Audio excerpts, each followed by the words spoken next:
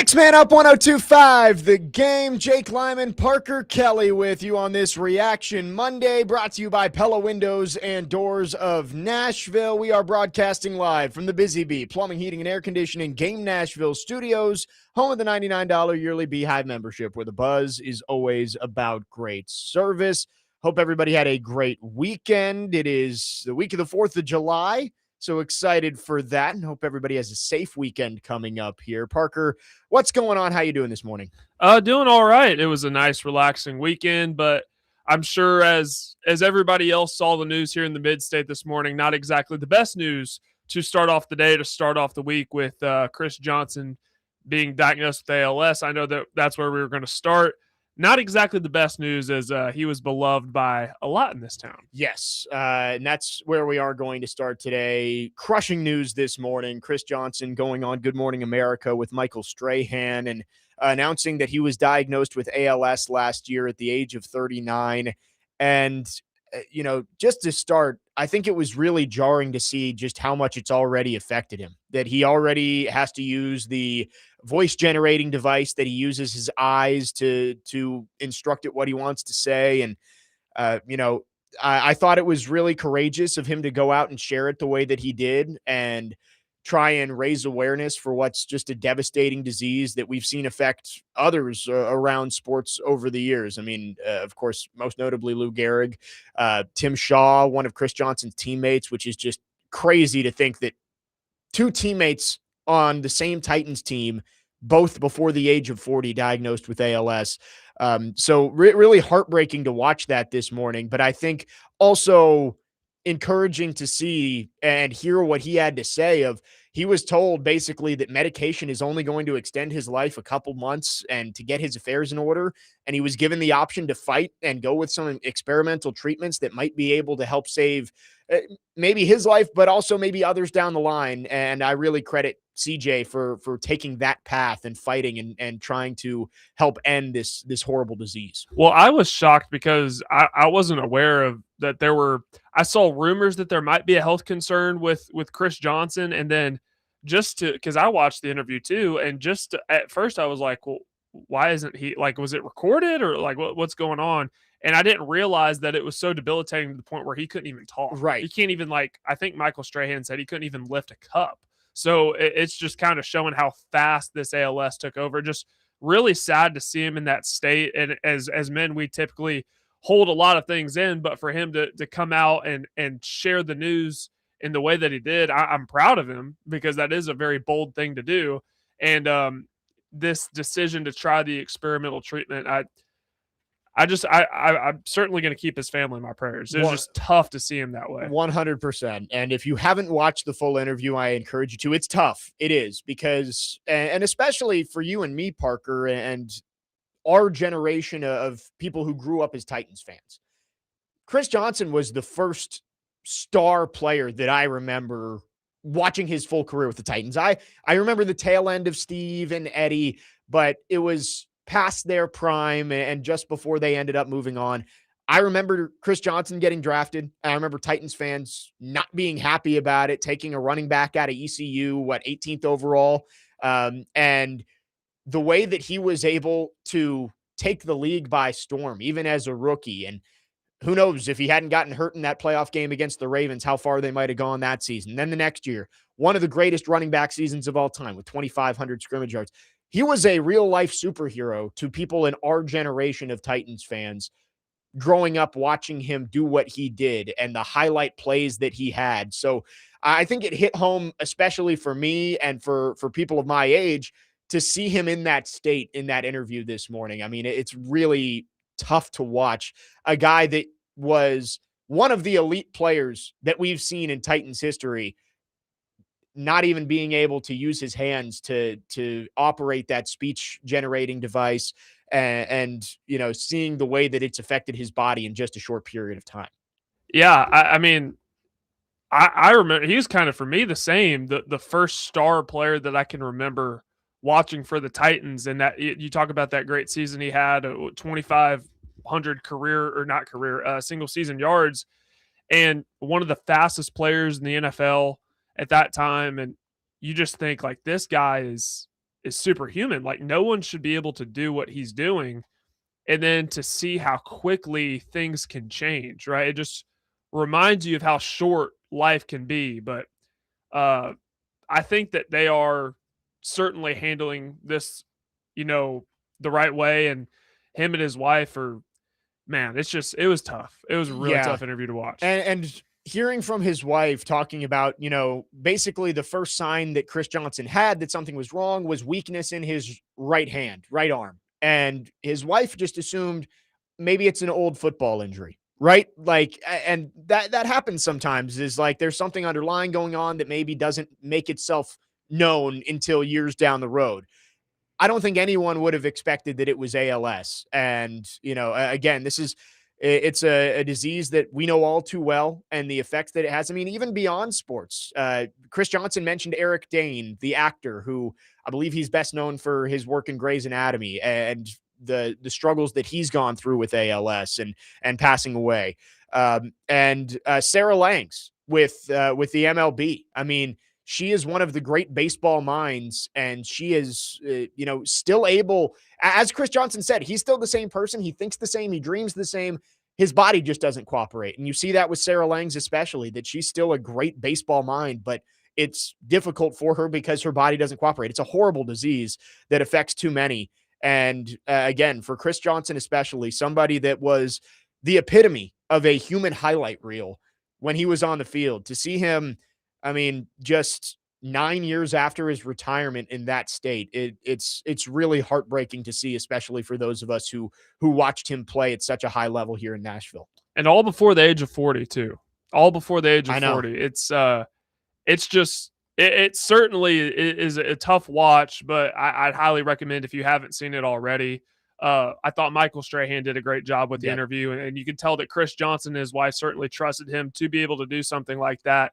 But it's crazy that who was the teammate that was also diagnosed Tim with Shaw. it? Tim Shaw, yeah.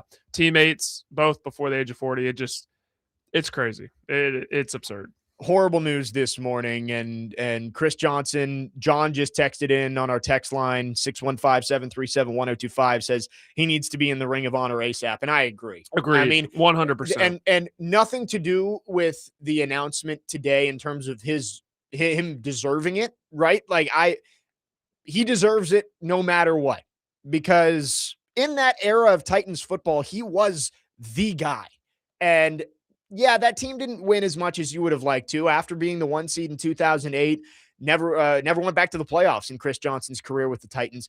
But what he was able to do for Titans fans, and I think inspiring a new generation of Titans fans, he deserves to be in that Ring of Honor regardless of the announcement today. But I do think that they should do it this season, do it in the stadium that he played in. And of course, you just, with this disease, you just never know. And I would like to see him be celebrated by this Titans fan base coming up this season. So I really, really hope that that's something that's in play here for the Titans. I would assume it is. Yesterday, they posted a long highlight video of Chris Johnson's career on the Titans YouTube page, which, of course, not a coincidence. Yeah. Amy Adams Strunk posted a statement this morning about Chris Johnson. I would almost assume that he will be inducted into the Ring of Honor coming up this year. I mean, he's one of 9 running backs to have a 2,000-yard season. Right. And that again, itself should be able to get him in. I think there's an argument it's the greatest running back season of all time. Yeah. Again, maybe I'm not, with you. But 2,500 scrimmage yards. No one's done it since.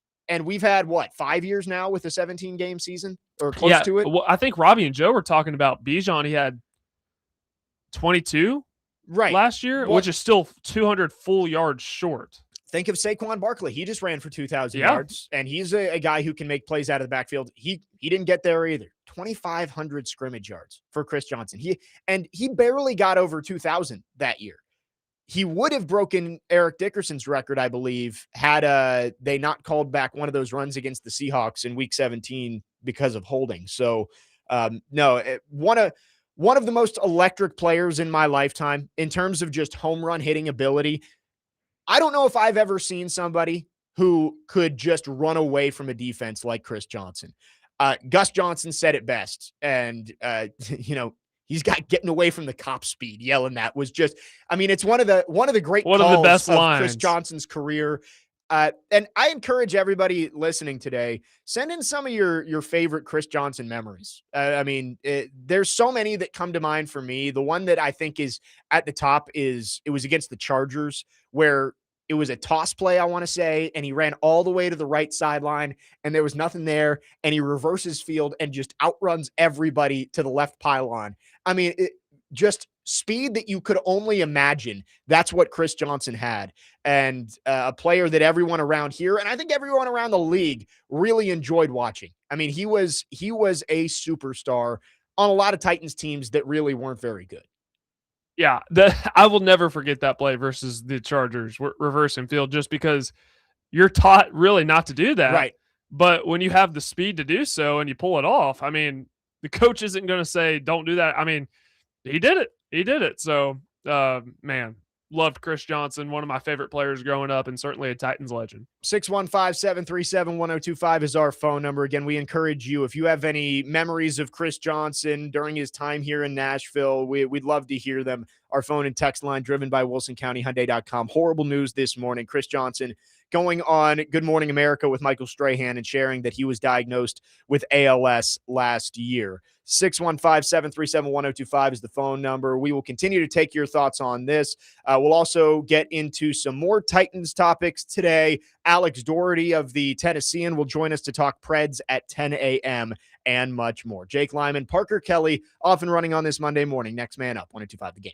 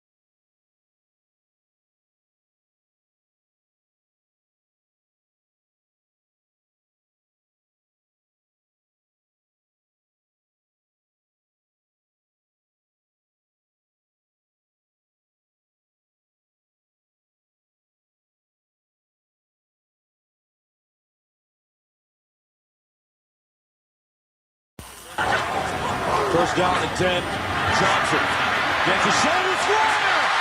Watch out! He's got getting away from the top speed. Touchdown!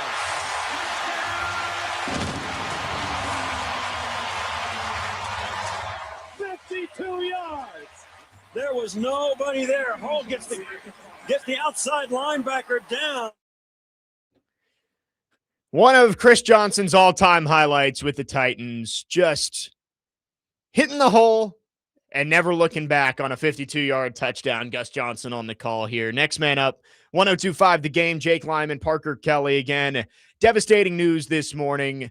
Chris Johnson, former Titans running back, 2,000-yard rusher, diagnosed with ALS last year. He announced it today with Michael Strahan on Good Morning America. And I mean, with Chris Johnson, I will always remember early on in my football fandom, I didn't grow up here in Nashville, so the Titans were never on local TV. And, you know, as all Titans fans know, they didn't get many primetime games. So most of the time, my dad would have Red Zone on or whatever the local game is, and I would bring out his laptop and just watch the Game Center on ESPN or NFL.com, whatever.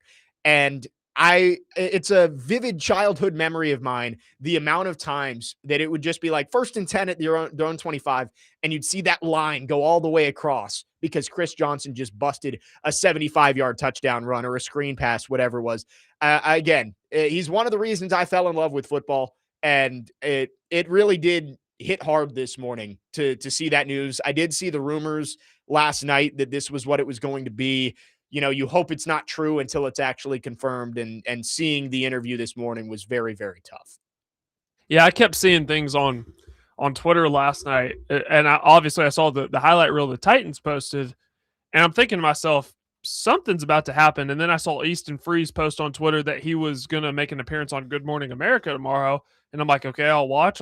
I'll see what's going on. And then obviously saw the news from Schefter this morning that he was diagnosed with ALS, and just my heart sank. My heart sank. So I listened to the interview on the way here, and yeah, it was a tough watch, but highly recommend for any Titans fans. 4312 on the text line says, it hits home hard. I'm almost Chris's age, and seeing what it has done to him shakes me to my core. Really makes me want to not take my time for granted with my kids. And I think that's a lesson to everybody, right? Like, it's not like Chris Johnson did anything wrong. He was in peak health. Former pro athlete. He said in the interview that he had been working out every single day. Like, he was in the prime of his life, and there's just nothing you can do. It's random, and it's horrible to see. And again, crazy. We mentioned the first segment that him and Tim Shaw both before the age of 40 being diagnosed with this. Like, it's really tough to imagine two guys who played together.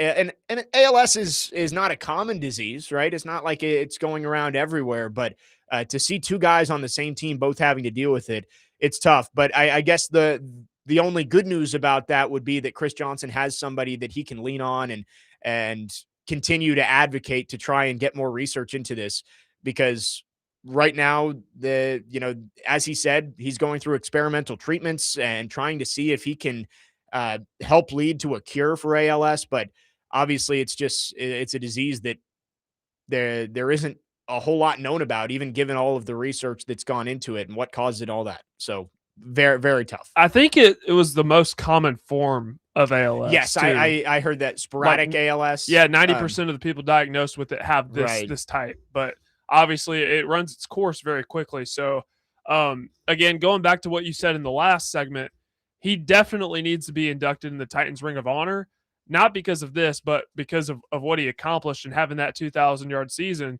But I think this speeds up the timeline a little bit, just because you just don't know. You don't know what the future holds. Right. And, again, I think the most important part of the interview this morning was he said he was given the choice to give up or keep fighting, and he's going to keep fighting. And so Chris Johnson, again, horrible to see just how fast it's taken the effects on him. But, we're keeping him and his family in our prayers and hoping that there's more research and development that comes with trying to treat this horrible disease. But again, the news this morning, Chris Johnson announces on GMA that he has been diagnosed with ALS.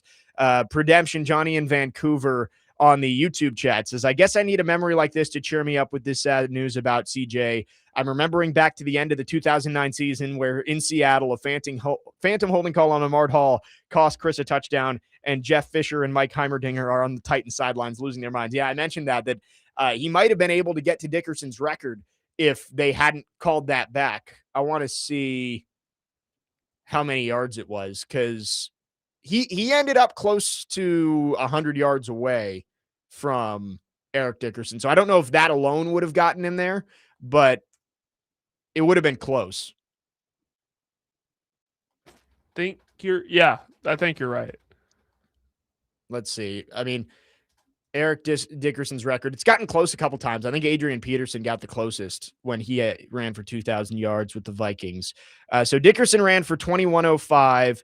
Chris Johnson ran for 2,006. So yeah, he was 99 yards away from breaking the record. That obviously would have gotten him close, but I don't know if it obviously wouldn't have gotten him there. But still, one of the great seasons of all time. And it wasn't just one season with Chris Johnson. Obviously, with all running back careers, or most running back careers, the lifespan is pretty short. You're not going to see, outside of Derrick Henry, you're not going to see a running back dominate the league for close to a decade. But with Chris Johnson, I think the peak was so great that, and again, I think he really did inspire a new generation of Titans fans, even when the team wasn't very good. I 100% believe that he deserves to be in the Ring of Honor, and that should happen this year. It should happen immediately. Again, do it in the stadium that he had such a great career in, and I think, getting it done sooner rather than later is good, so he can enjoy and he can be honored in front of all of these Titans fans. Do you think that they would retire the number 28? I don't know. That's a good question. I don't know if there's a precedent for that, right? Of obviously great player. I don't know if they would retire 28 without the ALS diagnosis, but I mean, I know that he meant a lot to this team, and given what he's going through, I would support it wholeheartedly if they wanted to retire 28 for sure, given what he did for this community, and of course what he's having to go through now at such a young age. I definitely could get behind it. I just don't know if that's something that Amy Adams Strunk and the Titans brass would want to do. Yeah, it's just something that I think about. I saw a tweet and I'm like, well, I certainly think there is a case to be made. I think, for it. yeah, 100% there's a case. I'm interested to see if they do so. It's shocking news this morning, and I know it's been tough for everybody around Nashville and nationally as well. Chris Johnson, a well-known figure around the NFL, and seeing the effects that it's already had on him. His ALS diagnosis was really brutal this morning. 615-737-1025 is the phone number. If you have any Chris Johnson memories, we'd love to hear from you. Again, it's obviously horrible news this morning, but I think it's always great to remember the impact that he had on so many Titans fans' lives with the way that he played. So if you have any memories, 615-737-1025, our phone and text lines, driven by WilsonCountyHyundai.com. We will continue to talk about this throughout the show, and again, our thoughts and prayers going out to Chris Johnson and his family as he battles ALS. But we will move on to some Titans topics coming up next year, talking about Cam Ward heading into year 2. And again, Alex Daugherty from the Tennessean is going to join us at 10 a.m. to talk about the Predators draft this past weekend, and of course, free agency starting on Wednesday. 615-737-1025. Jake Lyman, Parker Kelley, next man up, 102.5 The Game.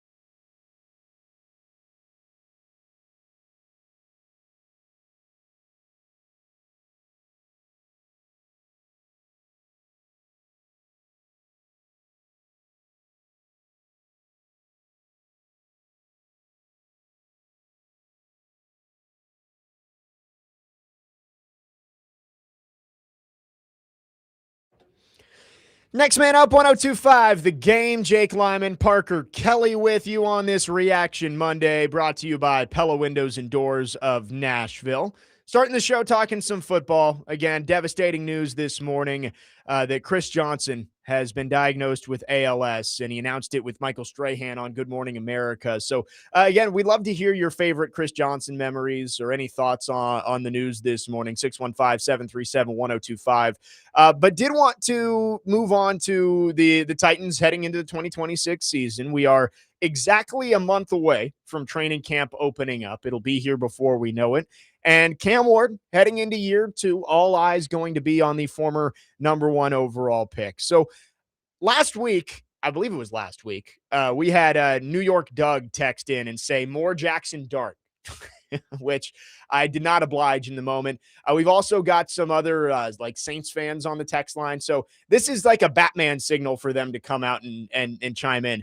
But where does Cam Ward stack up against these other second-year quarterbacks heading into the 2026 season?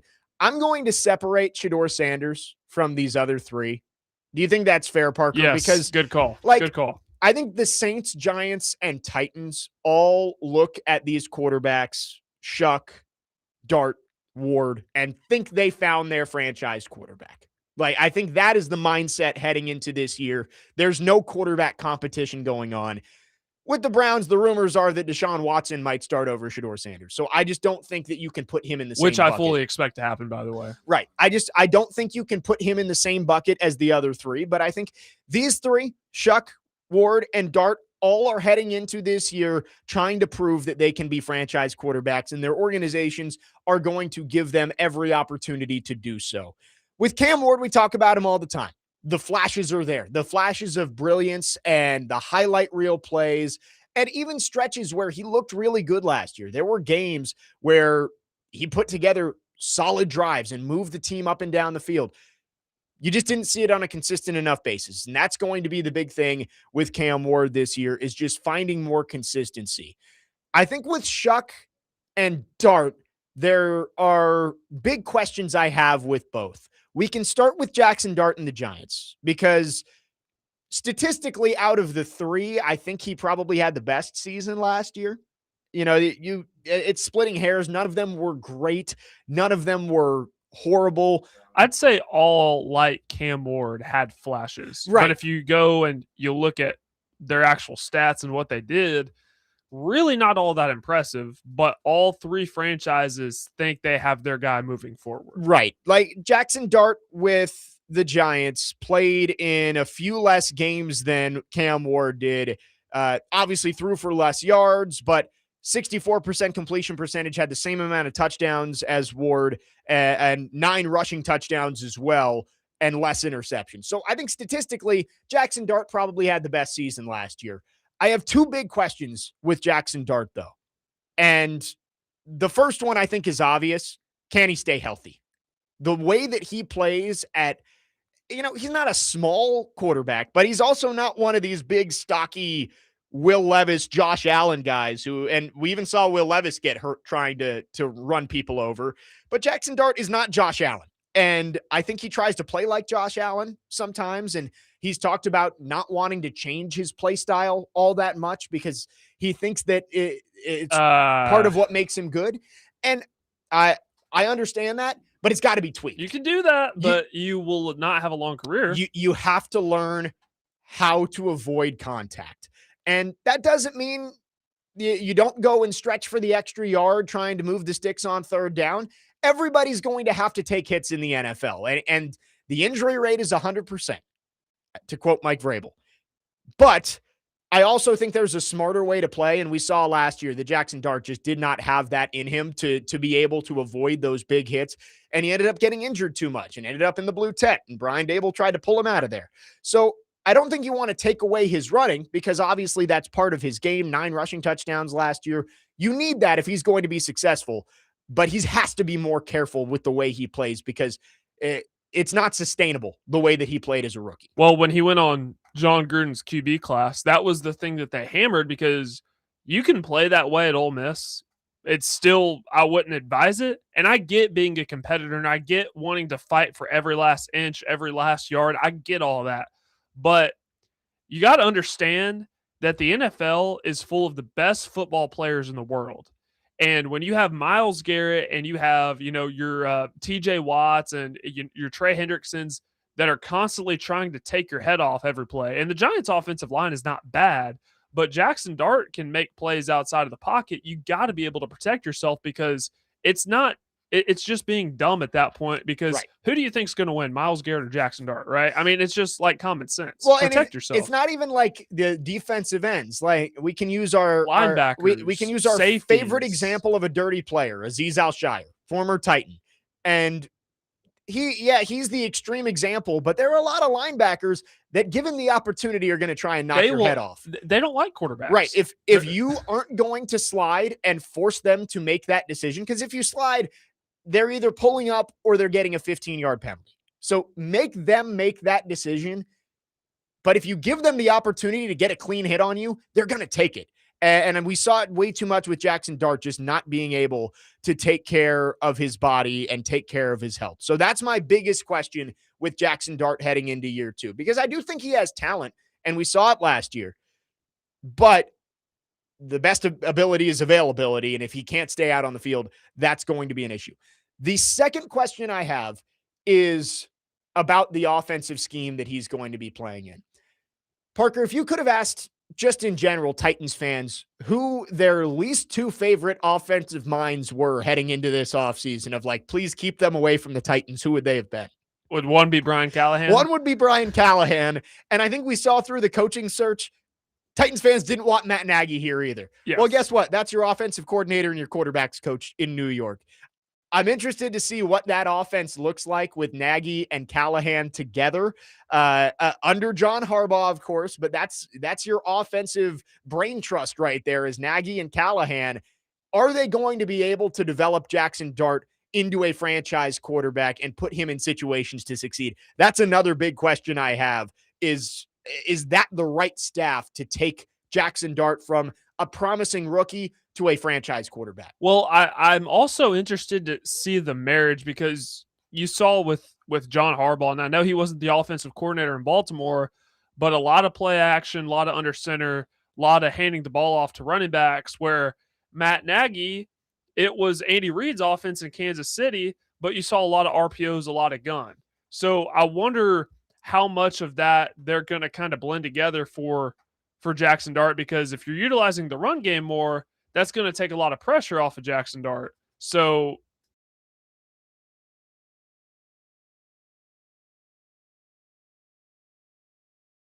the offense in Kansas City. Right. And Matt Nagy is going to be the one calling plays in New York. So I'm interested to see how this works. And with Brian Callahan being the quarterback's coach, that's a huge demotion, for lack of a better term, because you went from being a head coach and offensive player caller to a position coach. But maybe that is a better fit for Callahan than what his previous role was. Yes. And I'm not a Matt Nagy hater. Like, I think there was some things that were encouraging from his tenure with the Bears. It didn't end well, of course, but early on, I mean, he took Mitch Trubisky to the 2 seed in the playoffs, if I'm remembering correctly. Yep. Double doink. That was the double doink year against the Eagles in the divisional round. Right. So there was some promise there. I'm not saying that it's going to be the worst offensive scheme of all time.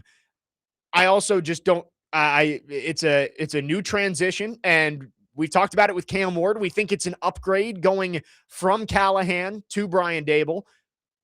Is Daboll to Nagy Callahan going to be a good transition for Jackson Dart? So those are my 2 big questions with Dart. I do think he has talent. I don't think has as high of a ceiling as Cam Ward, but I do think that he has the ability to be a franchise quarterback if he's able to stay healthy and if he has the right development with these coaches and the supporting cast. Is Malik Neighbors going to be healthy is a big question, because that is you kind of need him to. That is the crucial piece of that offense. Because if you don't, it's Darius Slayton, it's Isaiah Likely, their tight end, who I think is a really good receiving tight end. And that's kind of about it. I mean, you can throw to Tyrone Tracy in the slot. You can maybe throw some balls to Cam Scadaboo, but I don't know what his health is going to be like this year, because his play style is very similar, reckless. Right. And you mentioned, I think the offensive line is solid. Thomas, you've got Francis Maui Noah is a Jermaine first-round Illuminor. pick. Jermaine Illuminor, John Michael Schmitz. Like, it's a solid offensive line they've got there. Isaiah Likely and Theo Johnson. Those are two solid tight ends. Cam Scadaboo, Tyrone Tracy, solid running back. I think Darnell Mooney's a really good wide receiver 3. Right. But if Malik Neighbors isn't healthy, then Darius Slayton's your wide receiver 1, Darnell Mooney's your wide receiver 2, and then you've just got Jalen Hyatt's still there, baby. So many like mid wide receivers on this Juju team. is there. Juju. OBJ's made an appearance. Braxton Berrios, Calvin Austin III. They drafted Malachi Fields. So, there's lots of questions with Jackson Dart, just as there are with Cam Ward. I think those would be my 3. I think with Jackson Dart, he has I'll go higher ceiling than Tyler Shuck, but I don't think the ceiling is as high as Cam Ward. I think Cam Ward's ability is better, but that doesn't mean he's going to live up to that ceiling and that potential. I would have taken Jackson Dart in the first round too. So I thought that was warranted when they traded back into the first round, got him with the late draft pick. For Tyler Shuck, you got to consider his age. He's 27 years old. Right. So the ceiling is obviously not going to be as high, but at the same time, you would think a guy who is as experienced as he was, I played 6 years in college. 7 years in college. So that guy really doesn't have much of a longevity of an NFL career as Cam Ward and Jackson Dart might have, but he certainly has the experience. But no, I think you're absolutely right. Cam Ward's ceiling is the highest of all of them. Jackson Dart has a high ceiling, but will he be able to stay healthy? That's the question. 615-737-1025 is the phone number. We'll dive more into Shuck when we come back and wrap up hour number 1. Again, Alex Daugherty of the Tennessean going to join us at the top of the hour to talk Preds. Jake Lyman, Parker Kelley with you, talking Titans, and all of our football offseason coverage on 102.5 The Game is presented by Tennessee Brewworks. Raise a glass with Tennessee Brewworks and Parman Tractor and Equipment, providing totally outrageous customer service. Visit parmantractor.com. Next man up here on 102.5 The Game.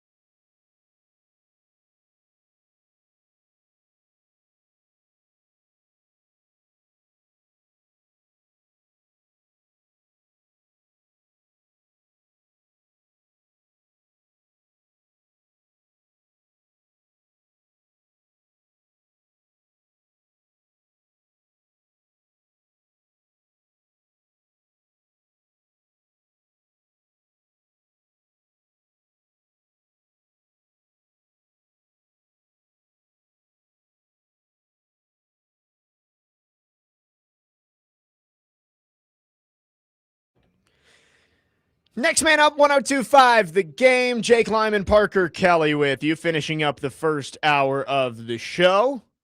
Little Post Malone there. It's at Nissan tomorrow, right? Yeah, it's at Nissan tomorrow, 7:30. Love it. Love it. I saw him at Nissan, I guess it was October of 24. And it was a good show. I didn't really listen to a ton of his older stuff, but I do love the country album he put out. That should be a decent show on a Tuesday night. A little bit strange. I will be there. So for anybody that's been to a Post Malone concert, please let me know what I need to know. I don't know, because I listened to a little bit of his old stuff. I listened to a little bit of his country stuff, not much, but I'm still going to go out tomorrow. So I'm interested to see if there's a blend of the two. Yeah, he put on a good show. It's probably not the same set list as it was 2 years ago, but it's going to be a mix of some of his old stuff. You know, you've heard Circles, I'm sure. Sunflower, he'll sing that. Congratulations. Congratulations. The generic Post Malone stuff. Yeah, the older stuff. But I really enjoy the country album. I think there's some good songs of that. He collaborates with pretty much every country star on that album. He's got he has two with Luke Combs that are both pretty good. Guy for that and Missing You Like This. Those are both good. Nosedive with Lainey Wilson's very good. Losers with Jelly Rolls, very good. So it's a fun show. You'll enjoy it. Speaking of Saturday, Alan Jackson's last show. I'm glad that the weather didn't interfere too much. You know, the storm rolled through and it looked like it delayed it a little bit, but overall seemed cool. I mean, the scene of all of the acts that opened for him singing Papa Top on stage together, that was unbelievable. To think of all of those artists who are now superstars, Carrie Underwood, Eric Church, and so on and so forth.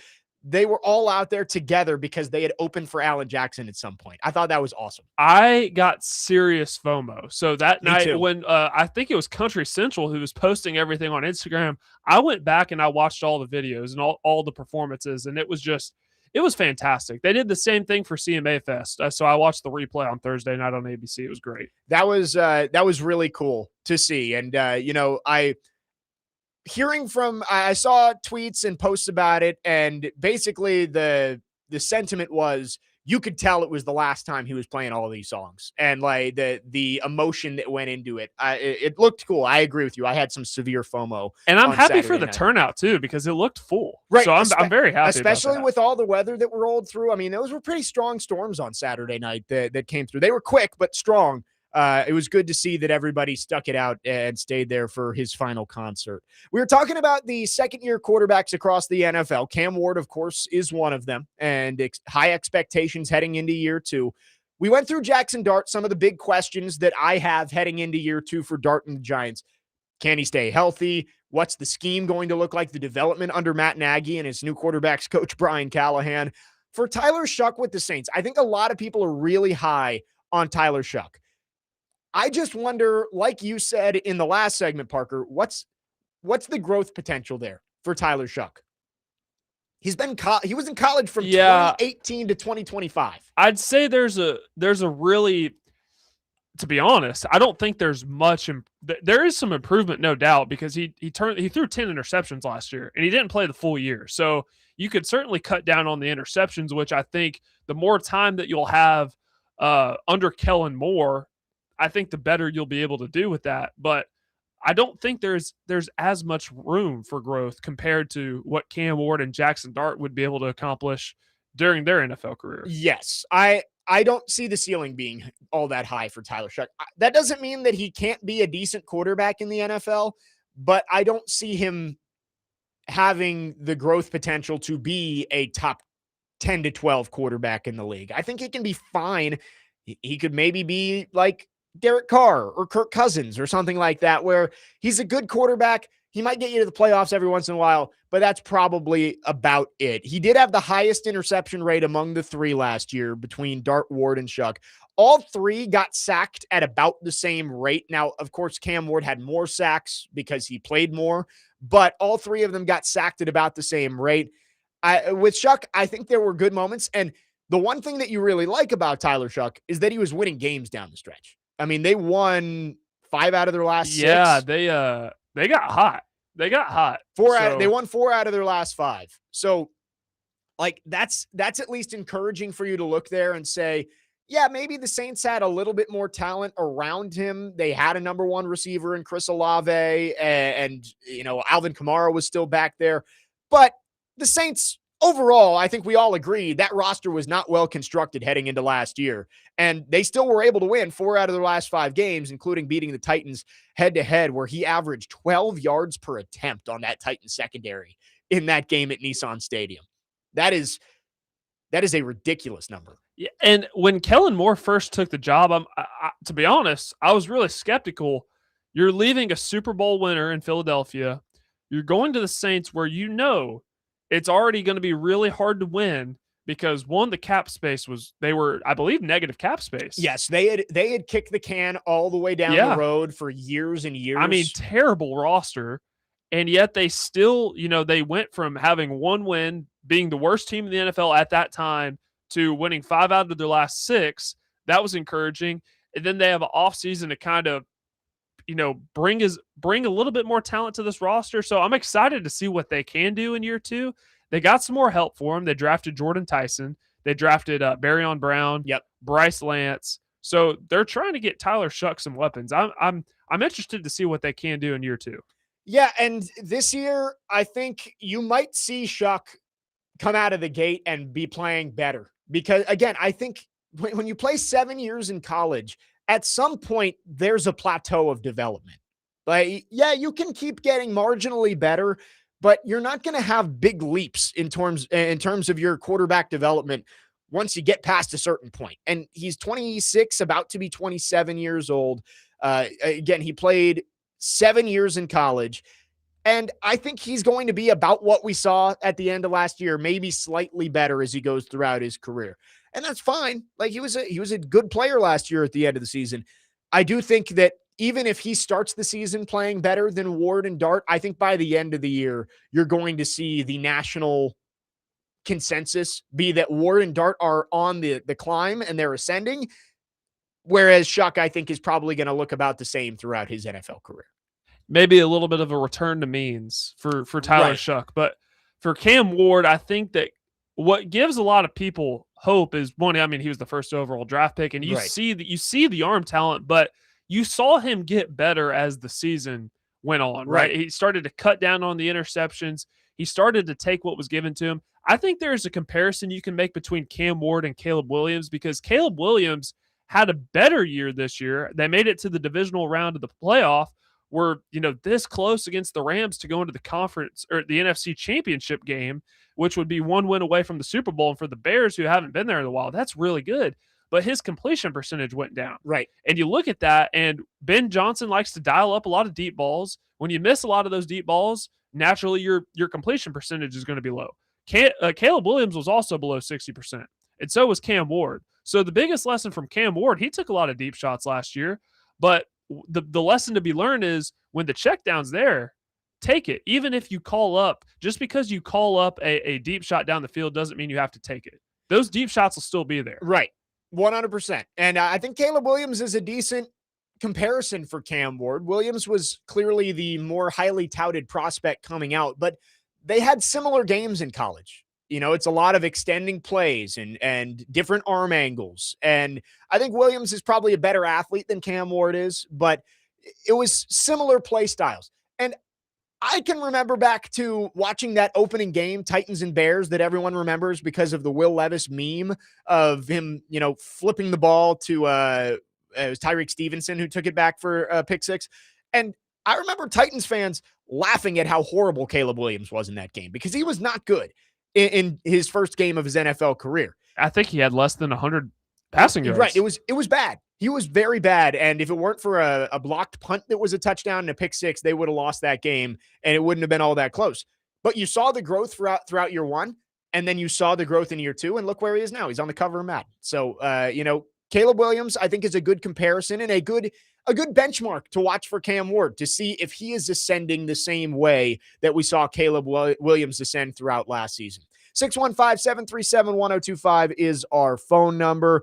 Ward, Dart, and Shuck are going to be compared to each other throughout this year because even though they weren't really picked in the same pocket of the draft. Like you look at the draft the year before.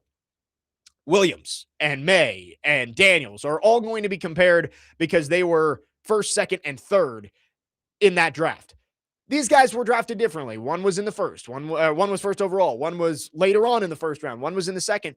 But based on where they are heading into this season, there's going to be a lot of comparisons about how they develop and how they grow.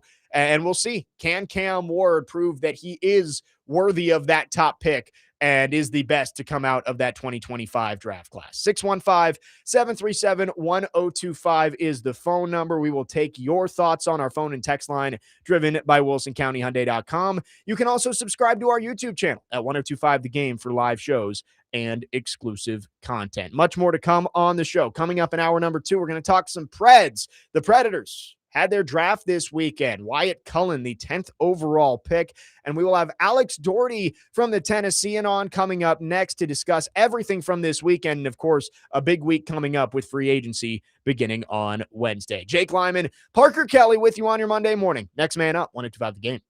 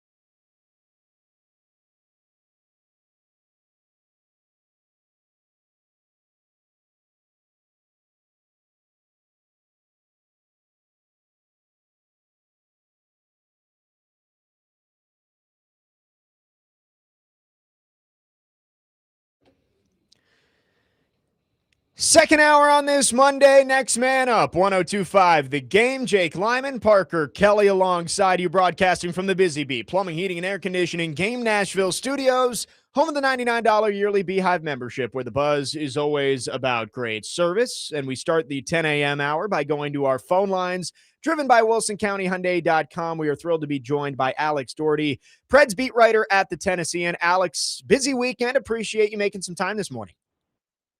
Definitely. Thanks for having me on, Jake. Appreciate it. Well, Alex, I know you were high on Wyatt Cullen heading into draft night on Friday. The Preds made it official at 10th overall when they selected him, continuing the family tradition as his dad, Matt, played for the Preds back from 2013 to 2015. What were your initial thoughts on the pick, and what do you think he adds to this rising prospect pool that the Preds are building? Yeah, I think this is just exactly what the Predators needed to do with this pick. Anyone who's familiar with the NHL draft knows that after the top 2 or 3 picks, there's a lot of darts being thrown out there. And, you can hit on some late first rounders, and then obviously you can hit on some third and fourth rounders here and there.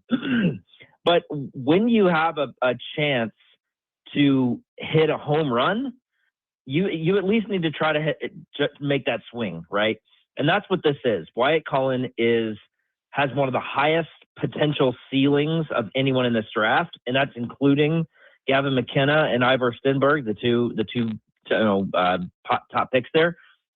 I think that he is the speed at which he works with the puck, his puck handling ability, and his potential as a top 6, kind of elite goal scoring winger, puck playmaking winger, is regardless of the fact that he doesn't play center, is just what this team needs more of.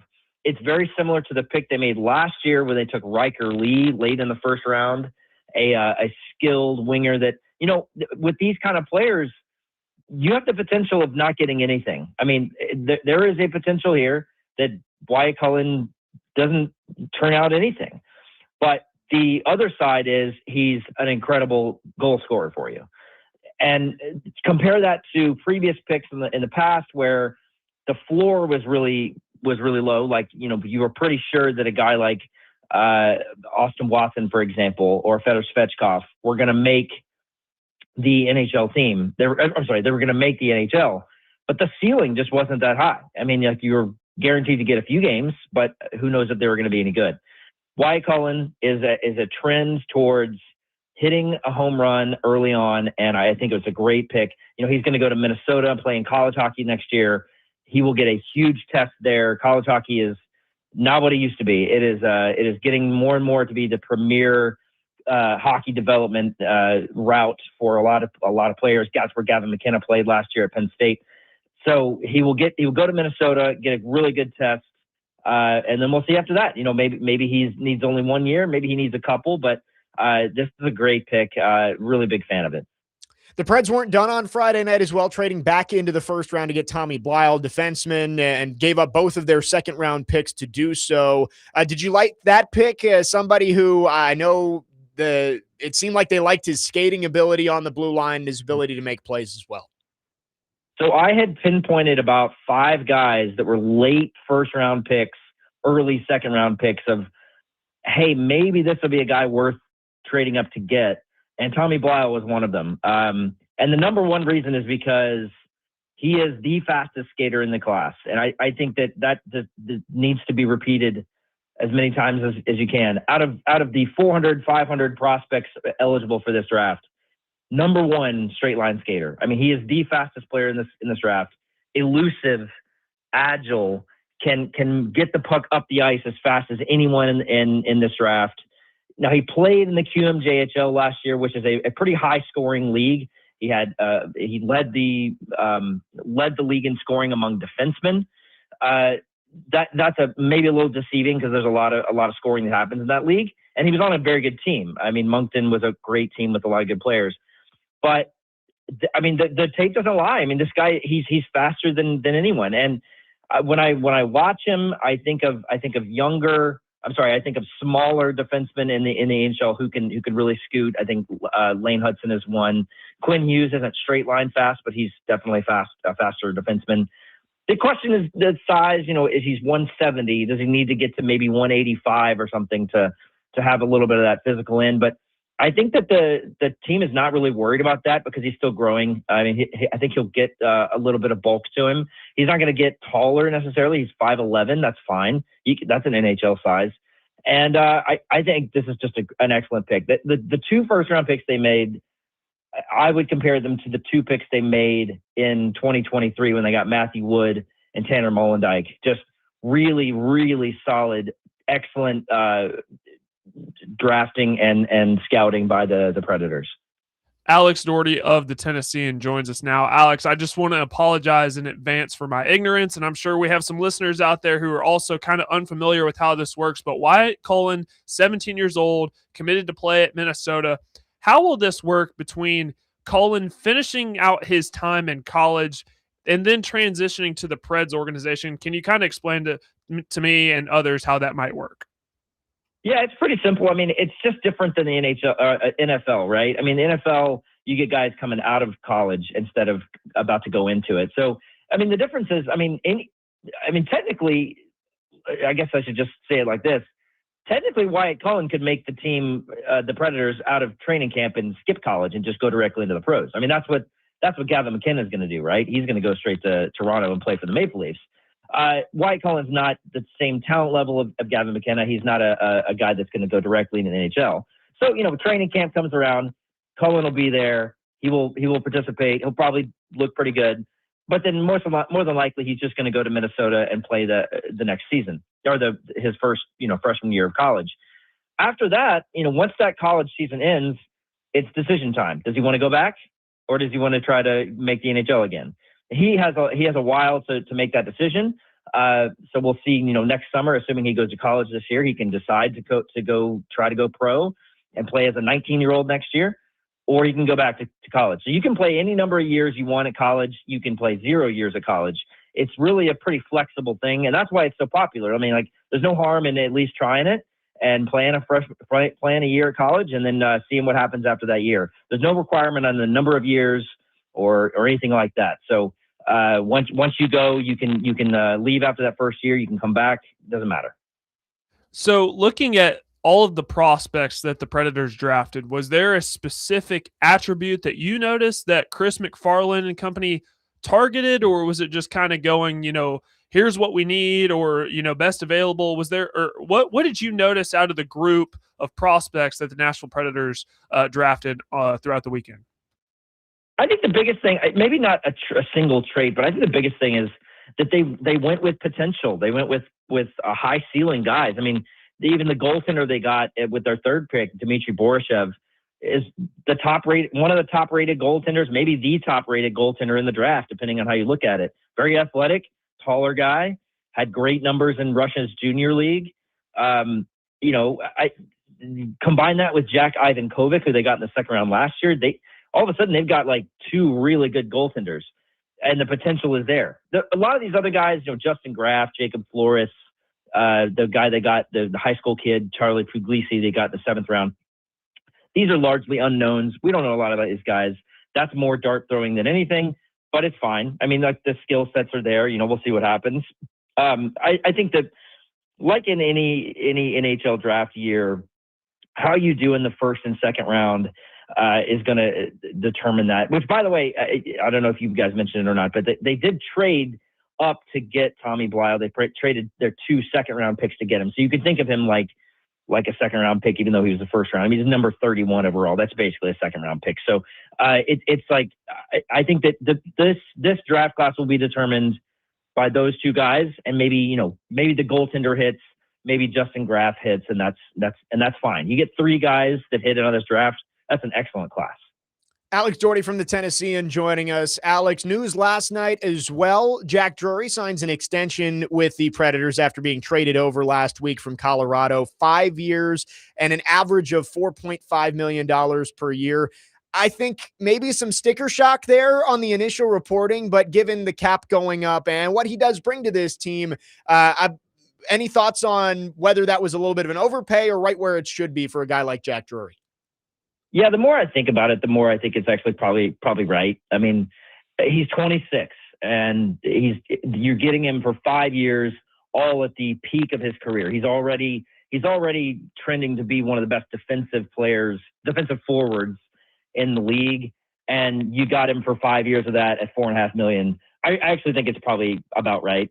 You know, you don't like the trade protection. You never like that because you just never know what's going to happen with guys. I mean, you don't like to back yourself into that corner, but I guess that's what's going to happen. I mean, trade protection is getting more and more popular in the NHL, and so he has trade protection starting his second year here. But I think it's fine. I think that you knew that they were going to sign him. I would have thought maybe more like 3.5 instead of the 4.5, but that's a pretty small difference in the grand scheme of things. And they still have just under 20 million in cap room to spend. I don't think that they're going to spend all that, by the way, but you had some flexibility with this guy, and now you got him for 5 years. So. Well, that's where I was going to go next, Alex. You've got cap space. Free agency opens up in a couple of days. Anything specific that you think the Preds might target over the next week to try and add to this current roster? I think any moves they make are going to be related to trades rather than free agent spending, because the free agent class is thin. You got some guys out there that they're really excellent, older players, but I don't think that's where the Predators are. They're not going to go after Matt Zuccarello or Patrick Kane or, heaven forbid, Corey Perry. They're not going to do that. There's a lot of options out there for teams that are closer to a contending team.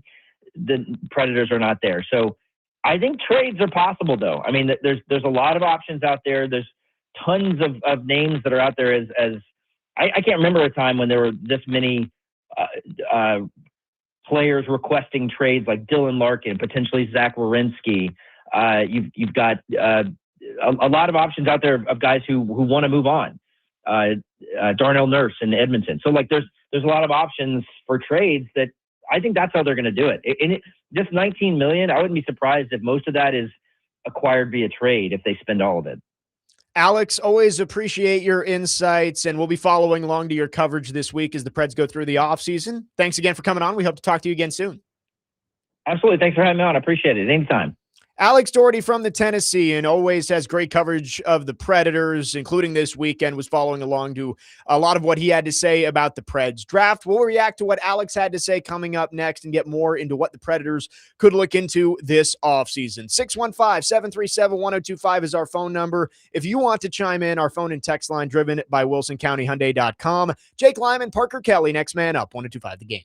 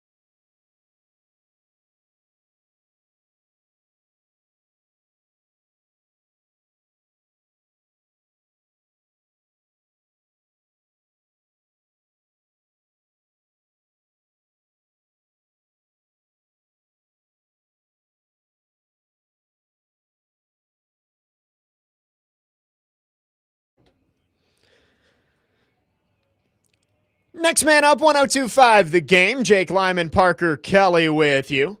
Big thanks to Alex Daugherty from the Tennessean joining us in the last segment talking Preds. Big weekend for Smashville, the NHL draft, first one under Chris McFarland. And Alex was very complimentary of what the Preds did in the first round, had their own pick at number 10, taking Wyatt Cullen, a winger, again, son of Matt Cullen, who played 2 seasons with the Predators back in the early to mid 2010s. Then trading back into the first round to take Tommy Blyle at pick number 31. And we were just having the conversation about quarterbacks and ceiling versus floor. Yeah, Tyler Shuck may have the higher floor, but does he have the growth potential? I think you can say, as Alex Daugherty did, that the potential for Wyatt Cullen and Tommy Blyle is through the roof.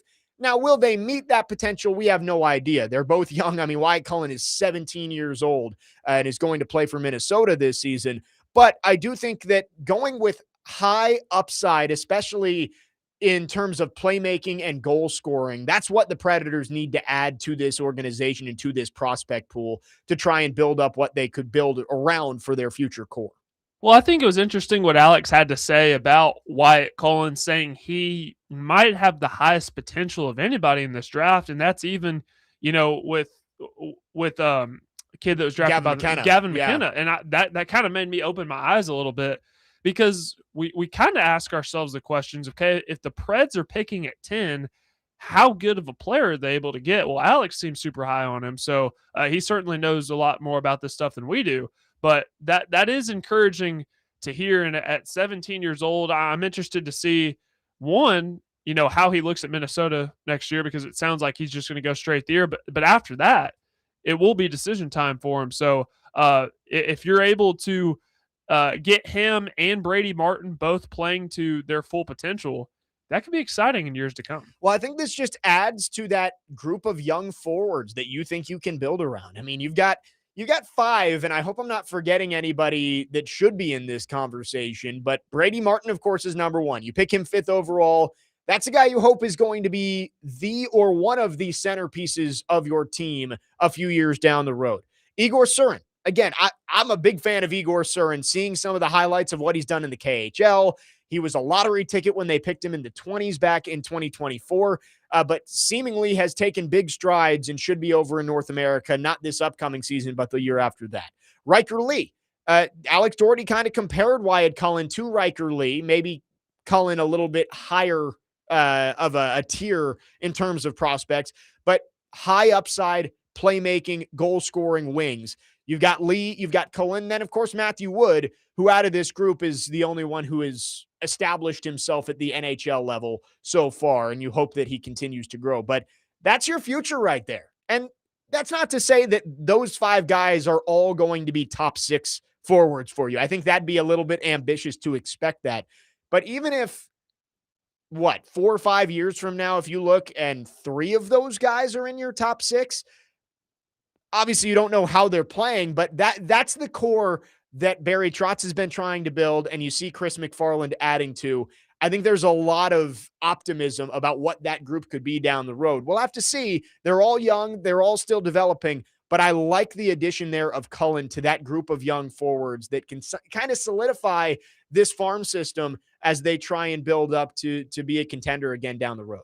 Yeah, it's I like the strategy, right, going on guys with super high potential even in the later rounds as well. But I'm really, the thing that I'm most curious about with how Chris McFarland is constructing this team, obviously he's brought over a few guys from Colorado. We saw it with Jack Drury getting the extension. Is he building this team how Colorado was constructed last year? Because the big thing when watching the Predators this year, and everybody knows they were really, really slow. And then you watch Colorado, who arguably was the best team in the regular season that won the President's Trophy. They were super fast. So I wonder if it's something that he's trying to infuse into this roster that he's drafted with the guy that he's brought in. Well, and yeah, you heard Alex Daugherty. He wanted to make the point that Tommy Blyle, the second first-round pick for the Predators, it was the fastest skater in the entire draft pool. And that's what I want to hear. Now, being a fast skater doesn't guarantee that he's going to be a great player, But I do like that you're adding that trait and saying we're going to value that on our blue line with a guy who can be a playmaker. He mentioned a couple of comparisons there. I know he said Quinn Hughes doesn't have that straight line speed. Another name I saw from the reigning Stanley Cup champion, now Shane Gostisbehere, was somebody that they compared Tommy Blyle to. So I like what they did in the first round. I think both those guys, high upside, high ceiling players that you can add to this young core that you're building. And I went on with Corey Curtis on Sports Extra Daily on News 2 last night, and he compared it to what the Titans did in the draft this past year. And I'm like, yeah, it's kind of true that they took their offensive playmaker early on in the top 10 and then wanted to trade back in and make sure they got their guy at the end of the first round. Same pick, number 31, for Keldrick Falk and Tommy Blyle. I also wanted to highlight quickly, and Alex mentioned him a little bit, Dmitry Borichev in the third round, the goalie that they took out of Russia. Believe he was ranked as the highest international goalie in the entire draft. And goalies are devalued in the draft, and you really don't see them go all that high. But as he said, you're adding more depth in the system, and now you've got a couple of goalies. I'm blanking on the name of the one they took, Ivan Kovic, that they took last year in the draft. You now have two young, solid guys, and we've seen in the past that, yeah, if UC Saros continues on the trajectory he's on, and you maybe want to move on, you've got options coming up through the pipeline now. But let's say UC Saros returns to form throughout the rest of, maybe not the rest of his deal, but the next few years, you now have trade chips that you can use if these guys do develop into NHL caliber goalies. So I really like what they did at the top of the draft. As with, I think, anyone right now, I don't know if you can really make any kind of analysis in the fourth round and beyond. A lot of these guys are really young and obviously not super highly touted. You're really not going to know what these guys are until they actually get into the system and start developing. But the top three picks, I think you can look and say Chris McFarland got guys who project to be key pieces of this system moving forward. Yeah, that's what it sounds like. But as Alex pointed out, we don't know a lot about the guys that they took in later rounds, but if you're able to hit on at least three of them, that's a pretty successful draft. So that's kind of the thing with hockey is it takes a few years at least because, you know, guys like Cullen are going back to college. Some of these guys are going to go to Milwaukee, I'm sure, and go up the ranks from there. So it's going to take a while. So that's kind of the thing with hockey. These rebuilds take a lot longer than some of the other sports. Right. So patience will be a necessity here. Yeah, no, this young core is exactly that. It's young. All those five names at the forward position that I listed off, Martin Surin, Lee, Cullen, Wood. Now, Wood's playing at the NHL level, and I think you hope that Martin will be there this year. But it's young. It's going to take some time for these guys to develop. On the blue line, though, now you have some good options coming up through the ranks. Ryan Ufko made his debut this year and played well. You've got Tanner Molendijk, the former first-round pick. Andrew Gibson, I know, is a guy that they're very high on who played at Milwaukee this year, and now you add Tommy Blyle to that group. I think the future is bright. You just don't know what the timeline is going to look like for these young guys. In terms of the current Preds roster, I thought it was interesting. I asked Alex about, free agency starting on Wednesday. What does he think the Preds are going to target? And he said that he thinks most of their moves are going to be in the trade market, not in the free agent market. And not super surprising, given that this free agent class is not exactly one of the most exciting we've seen in years. But I thought it was interesting that Alex seems to think that the Preds could be active in the trade market when it comes to using some of this cap space that they have right now.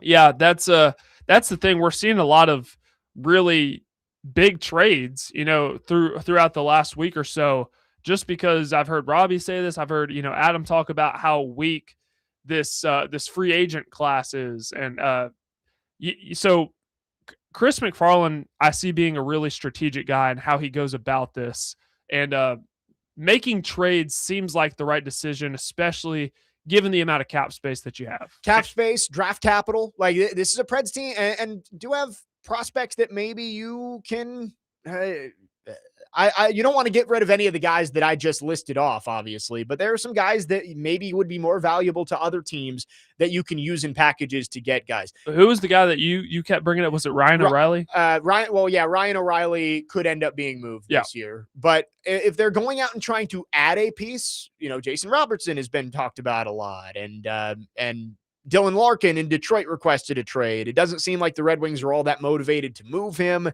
Zach Werenski's a name that's been brought up a lot. So going to be a very entertaining week as the movement around the hockey world has already been pretty fast and furious at this point. We'll have to see if the Preds get in on the action over the next few days. Justin from Greenbrier on the text line asks, will the Preds still be hanging around in the middle and miss the playoffs, or could they surprise people this year and sneak in? Yeah, I don't know. I think it's going to depend on some of the moves that they make over the next days and weeks to add to this roster. But I do think you look at this team and say there is enough talent on this roster right now for them to be a playoff team this year. But I think that's all they'll be if they do get in. It's just a team that gets in. You always got a chance if you get into the dance, but I don't see this team being a true contender. But I do think the talent is there that they could be a playoff team next year.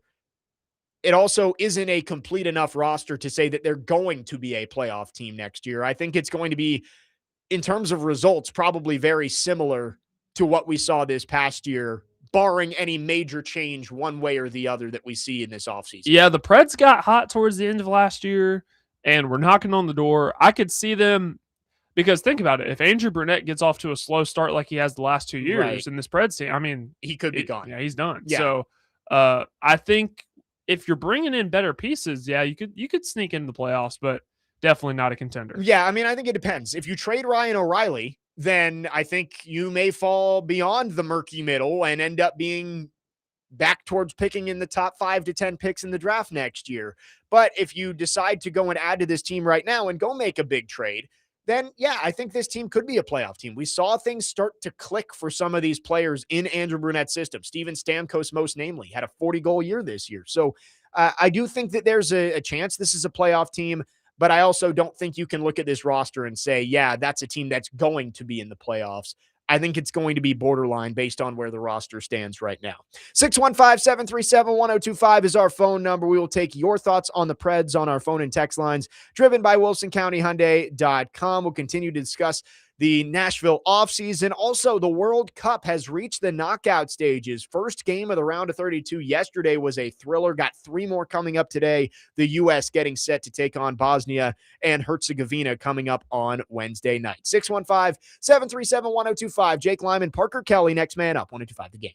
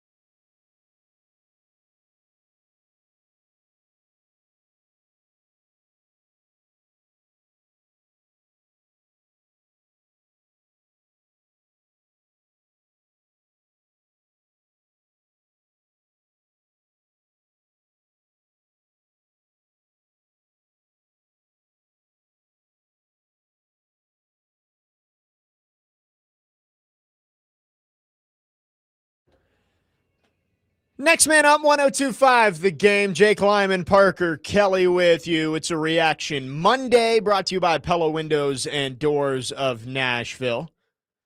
Lots of Preds conversations this week, coming off the draft over the weekend. And then, of course, free agency begins on Wednesday. So we will keep you in the loop on everything going on around Smashville.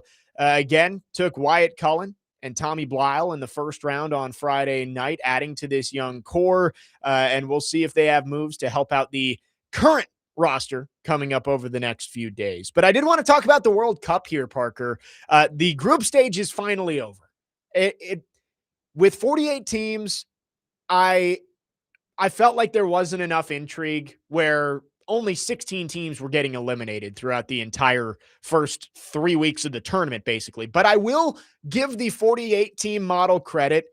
The Algeria, Austria, Iran drama at the end of the group stage was pretty awesome. That was really fun. Where Iran gets called offsides on Friday night against Egypt, and that ended up costing them 2 points and moved them from second place, which would have automatically allowed them to move on, down into third place where they were on the bubble. And then on Saturday night, the final game of the group stage, Austria and Algeria. Algeria scores in stoppage time to go up 3-2. Now, if they had tied, which they ended up tying, if they tied, they both advanced. It was like the Raiders-Chargers game from 3 or 4 years ago. I actually think it was a little longer than it that. Might have been. It was 2021. Yeah. It was 2021 because it was the year the year the Titans were the 1 seed. Yeah. So yes, the Raiders and Chargers game where it was like if either team won, they got in, and the loser got left out. If they tied, they both got in, and it looked like Austria was going to pull a Brandon Staley and blow it in stoppage time. It was 2-2. Algeria takes the lead. But a couple minutes later, Austria scores to end it and move on, and Iran gets knocked out. I thought, again, I would go back to the 32-team model where only the top two get in. I think it makes each game mean a whole lot more. But that was pretty fun over the weekend to watch the way that it all sorted itself out. Yeah, it's so crazy to me because I'm not a fan of tying in professional sports, but I understand soccer might be a little bit different. Some are saying that the Austria game might have been the game of the tournament so far, and it ended in a draw. It was really cool because we saw both teams score in stoppage time to tie, and that sent Iran home. And now Egypt, who I thought was going to be matched up with the U.S. potentially in the round of 16, that's not going to be the case anymore. My big complaint, because I have been – at first I'm like, okay, I'll watch the United States, but I've kind of been watching some other teams as well, just because the World Cup is here on our home soil, and it's been pretty good television. But my complaint is, as we've got to the back end of this pool stage, there are a lot of games like the U.S. against Turkey that didn't really have much meaning. Yep. And once we get to tournament play, once we get to whatever you refer to the World Cup knockout stages. Yeah. That should not be the case where we have meaningless games in a stage like this. Well, there are no more meaningless games, which is great. Which I'm excited about. And I think the round of 32 is going to be fantastic. I think it just makes the watching experience more fun, knowing that it can't end in a draw. Like that, it makes it more fun knowing that, man, if this goes instead of rooting against it being 1-1 or whatever, when you hit the 90th minute, you're kind of rooting for it because you might get PKs.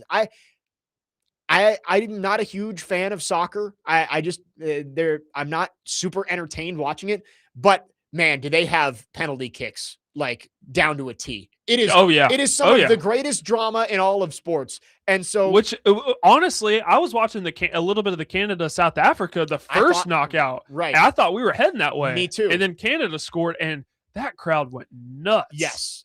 Canada scored in stoppage time, like the 91st, 92nd minute, to win that match and move on to the round of 16 for the first time ever. So that was really cool. We got 3 more matches today. It's Germany, Paraguay. There's always upsets, but feel like Germany's going to take care of business there.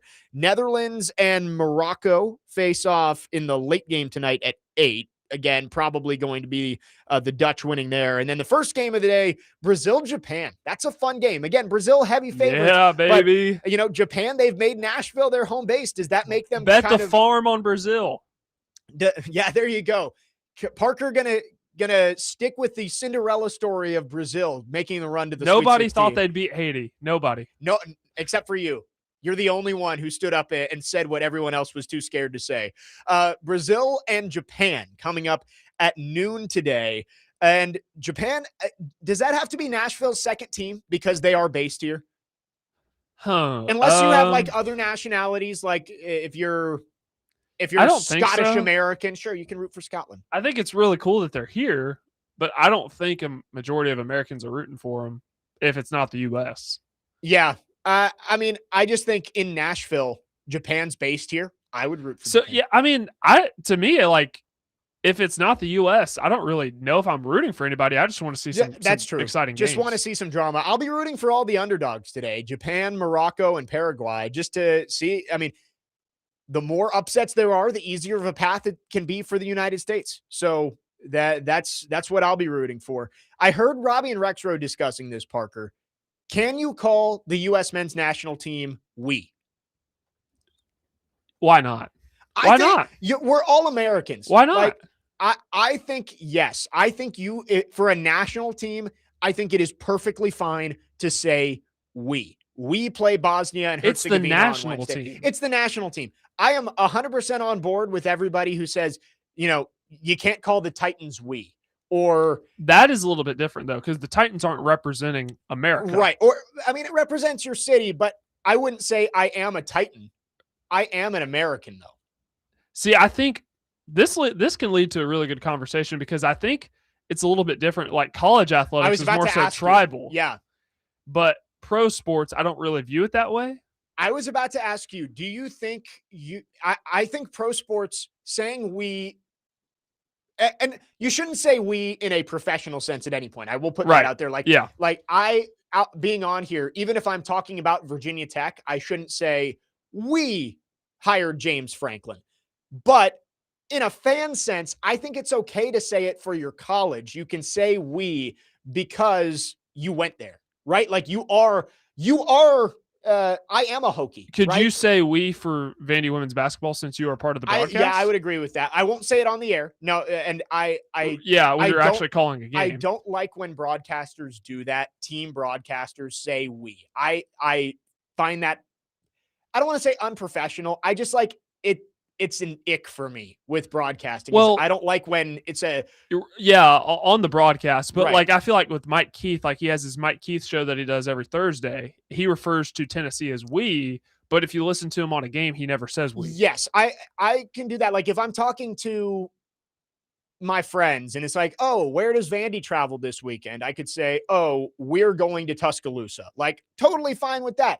But on the air, I'm not going to be like, we're on a 9-0 run. Vanderbilt is on a 9-0 run.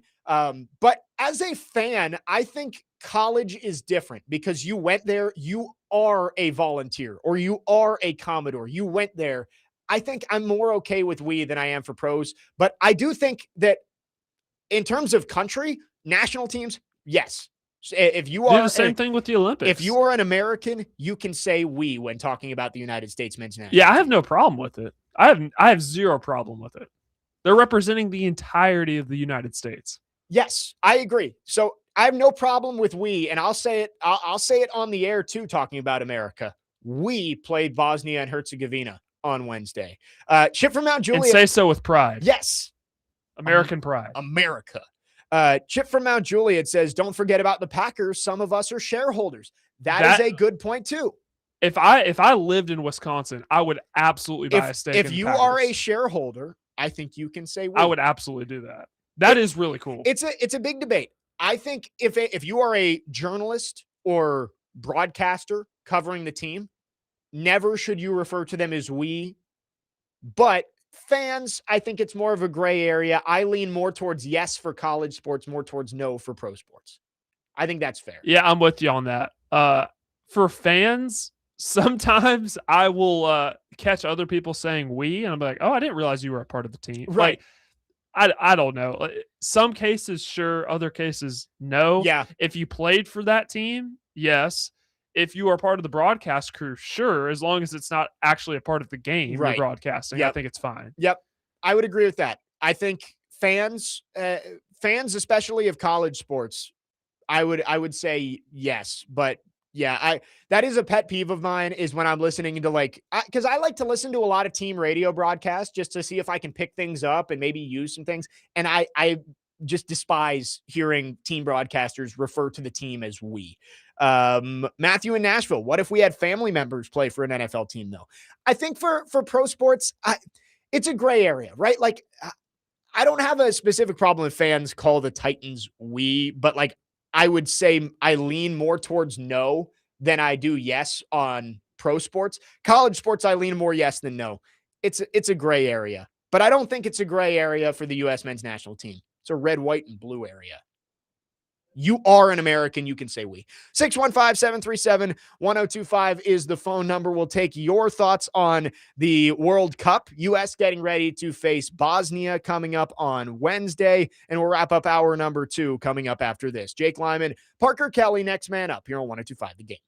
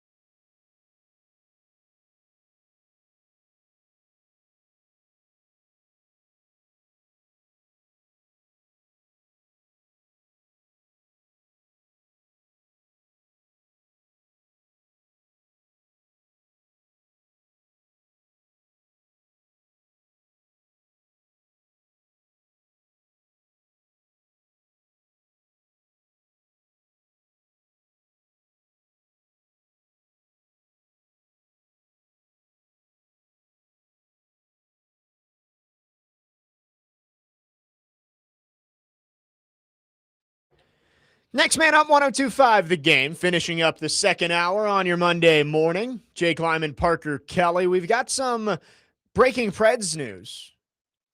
Another trade has been made. The Predators have traded a 2029 third-round pick that is Colorado's 2029 third-round pick for, excuse the pronunciation here, Niles Hoglander, I believe is the correct pronunciation or close enough. That sounds a lot better than how I would have. Niles Hoglander from the Vancouver Canucks, 25 years old, dealt with an injury last year, had just 5 points in 38 games, but he's had some pretty good seasons. He had a 24-goal season in 2023-24 with Vancouver, 36 points that year. And I guess that was the year that they played the Preds in the playoffs. So had a pretty good year that year. He had 27 points in his rookie season back in 2020, 2021. So solid winger with maybe some upside to get back to where he was before, but probably another bottom six addition for Chris McFarland. But building up the bottom of this roster, I don't hate it. You brought in Jack Drury, you brought in Ross Colton, you brought in Niles Hoglander. It gives you more veteran options that can help out this current team if some of the young guys aren't ready to go from day one. So I like this move from Chris McFarland. Again, coming off an injury, but if he can get back to where he was 2 seasons ago, this could end up being a pretty impactful addition for the Predators. Absolutely. So how many, what year was it that he had 24 goals? You said it was not. So last year he was injured, played only 38 games. The year before that, he had 25 points. The year before that, he had 36 points, 24 goals. Okay. So 2023-24. So trying to bring in some extra goal scoring. Yes. So I like the move. I like the move. I like it too. At least on paper. I would guess that maybe there could be some corresponding moves going out for the Predators here as they've added some players. And, Zach LaRue and Fedor Svechkov both were traded too. So I like it. I think as Trevor points out, hey, a trade with someone other than Colorado. There we go. About it. Now, he did make a trade with other teams during the draft, but not exactly for players. But, yes, it is good to see Chris McFarland get out of his comfort zone there. Chip from Mount Juliet says, what's up with injured players? The guy from the Rangers has injuries in the past as well. Yeah, was it Edstrom they traded for this weekend too? Bigger defenseman. Yeah, again, I don't think these aren't long-term additions with the exception of Drury. I think Drury is a guy that McFarland views can be a middle six center and one of your key penalty killers for years to come. So that's why he got the long extension. But I think a lot of this is just trying to fill in gaps on the roster with guys who can come in and set the culture. And then you hope eventually the young guys are able to surpass them. But not a bad move, especially only having to give up a future third in 2029 to get a guy like Hoglander, who obviously has upside. Again, scored 24 goals in 80 games back in the 2023-24 season. Before we wrap up the hour here, we were having the conversation about can you call the U.S. men's national team we? Dustin from Hopkinsville wanted to chime in on our phone lines driven by WilsonCountyHyundai.com. Dustin, good morning. What you got for us? Good morning, gentlemen. Before I get into that, that'll be the last thing I say on the phone. Cool. I really like what McFarland's done. It is a little weird that it goes. He's doing a lot of deals with the Avalanche, and this last one, it's not necessarily with the Avalanche. It's just their pick. So, we're praising with Borgonzi, and it's a little too early to give him the cook names. But now we're charmed with McFarland. We like the outer edge of our brisket a little charred. It gives it the flavor. Okay? So now we're charming McFarland. He is building from the bottom up. We'd be complaining about anything, or somebody's always going to complain. If he was doing nothing, that's what I'd be worried about. The man is going out and he's building from the bottom up. You're only as good as your worst player on the team, in my opinion. You got to have a great player, and then you got to surround him with good. And 24 goals is not bad. He didn't have a chance to show much last year because he's injured, but how many injuries has the guy had? So I'm ready to go charm with McFarland. All right. So without we, the fan, the player does not exist. We, the fan, is what the two or three guys in the studio make their money off of right now. we are why you're sitting where you are. I get it. You guys have to be unbiased. You are fans as well. You can say we, and we, the fans, will call in, and we'll defer your conversation if we think you are being biased. But without we, the fan, the players, and their money, and the NFL do not exist. We are the backbone of it all. So I will always say we when I'm talking about my team, my military, my U.S. We are the reason why they lace up those shoes every day. So we get to say we, so the player can play. That's a good point, Dustin. And I again, I don't have a serious problem with fans. You don't have to be biased either. Right. Y'all guys don't have to be biased either. I mean, the media is supposed to be unbiased, but you guys are fans too. We can call in and tell you, hey, man, you're being way, way too biased about your Virginia team. But y'all don't do that. Like, we know who y'all root for, and you can go out and root for your team on here, but all of us get to say we if we're a fan of that team and a fan of our country. All right. I like it, Dustin. 100% for the U.S. men's national team. I'm with you. If you're an American, you can say we. And I'm good one. Yeah, you too, Dustin. And again, I don't have a problem with fans as much saying we. Like, it's not something. It's more acceptable than a broadcast, right? It's just it's the broadcasting that bothers me. It's just like, I don't want, if I'm listening into the voice of whatever team, Jacksonville State or something like that, I don't think they should be saying we. It should be the Gamecocks. But that's my only issue. I agree with what he said of like, if you're a fan of a team and you want to say we, more power to you. I'm not going to say it for any of the teams on here, of course, except for the U.S. men's national team. They can be we. We, baby. Do we know if Stephen A. Smith, after the Knicks won the NBA championship, do you know if he referred to them as we? I don't know. We might have to look back and check that. Because again, I don't think I grew up a Titans fan. So I'm when I was a kid, I'm sure I said we, but I would not say we on the air here when referring, like, right, here's what we need in the offseason. Like, I wouldn't say that on here. I might say it around friends and family. So I don't have a serious problem with fans saying it. I said it was more of there's a balance. It's right? a gray area, right? In this business, there's a balance. And two people on the text line, Trevor and Matt in Nashville, said, to further your point, the main chant used by most major U.S. soccer supporter groups is, I believe that we will win. So there you go. Everybody together. I'm with it. Student sections do it at college games, high school games. That's acceptable. I feel like for a fan, that's fine. Yeah. It's fine. Yeah. Because I've done the same thing. I agree. I will get behind it with Dustin there. It would be very hypocritical for me to say, no, the fans can't say we. Yes. Predemption, Johnny in Vancouver on the YouTube chat. Thank you for the heads up. It's Nils Hoglander, not Niles. So Nils Hoglander. Nils Hoglander. Nils Hoglander. Not Hoglander. I think the Scandinavian pronunciation, he's from Sweden. Hoglander, something like that. I won't try too hard. See, the Southern in me would have said Hoglander. Yeah, Hoglander. But he comes in again. The Preds trade a 2029 third-round pick. It's Colorado's third-round pick that year to get Hoglander in here. And I do like what Dustin had to say about Chris McFarland building from the bottom of the roster up. It's not easy to go find star players. If it was, everybody would go do it. But I do think that he's done a nice job of bringing in guys that he believes are going to be fits. And you hope that it's going to bring ceilings and floors getting a whole lot of run today on the show. You hope it brings the floor of this team up by bringing in guys like Drury and Colton and Hoglander, who can make the bottom six a little bit more experienced and add a little bit more talent onto that group as well. 615-737-1025 is the phone number if you want to text or call. We'll get back into the World Cup coming up next. Talk more about the U.S. men's national team, their draw as they try and make a run through the bracket. Bosnia and Herzegovina coming up on Wednesday, but the rest of the draw got a little bit tougher over the weekend. We'll talk about it coming up next. Jake Lyman, Parker Kelley, next man up, 102.5 The Game.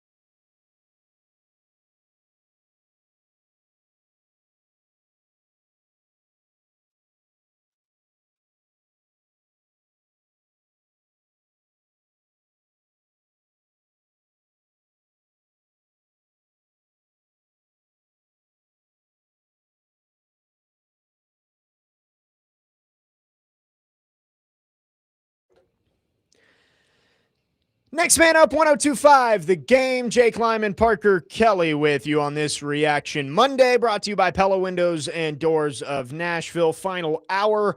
We are broadcasting from the Busy Bee Plumbing, Heating, and Air Conditioning Game Nashville Studios, home of the $99 yearly Beehive membership, where the buzz is always about great service.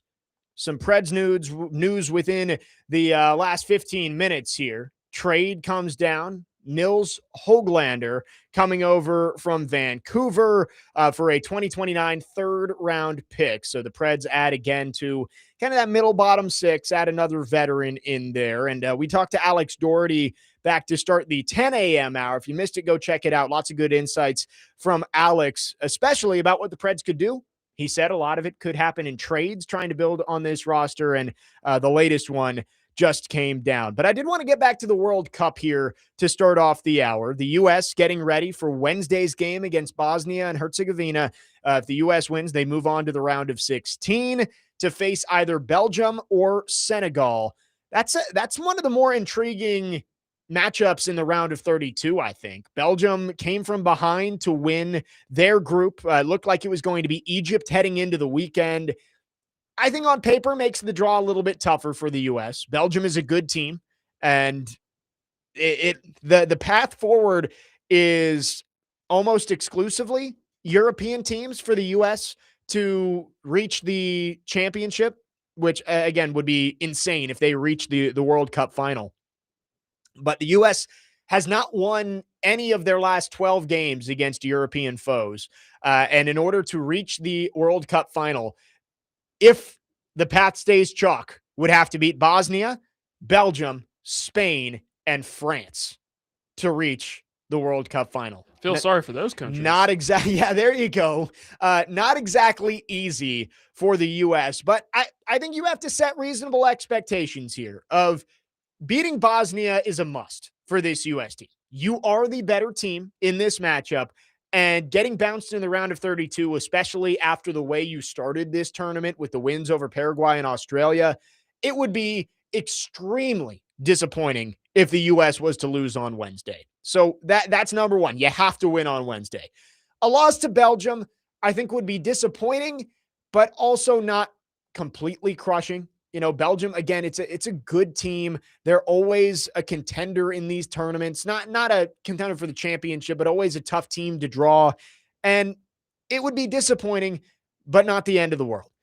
You win that game, I think you have to be pleased. If you get to the quarterfinals for the first time in a quarter of a century, I think you've got to be pleased with the way the U.S. men's national team played, even if you lose to Spain, which should probably be expected.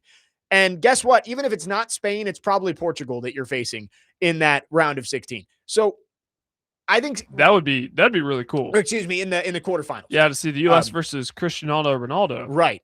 Which they played in the World Cup 4 years ago, right? Or no, maybe it was 8 years ago. Portugal? Yeah, I want to say the U.S. played Portugal in something over the last decade. Drawing a big blank. Well, here. actually, no. England was in their group last time. And then so was Wales. They have met twice in the World Cup. Why did they not have years on this? Here we go. U.S. national team versus Portugal. They played a friendly earlier this year. I think that's what I was thinking of. What was the score for that? 2-0 Portugal. And they played in 2017 in a friendly. Oh, no, they played in 2014 in the World Cup. So, yes, 3 World Cups ago. I knew I was right. I was like, I know I've seen the U.S. face Ronaldo. Yes, they played in the World Cup in 2014. It was a 2-2 draw. So, there you go. But I think it's the expectation is to at least reach the round of 16.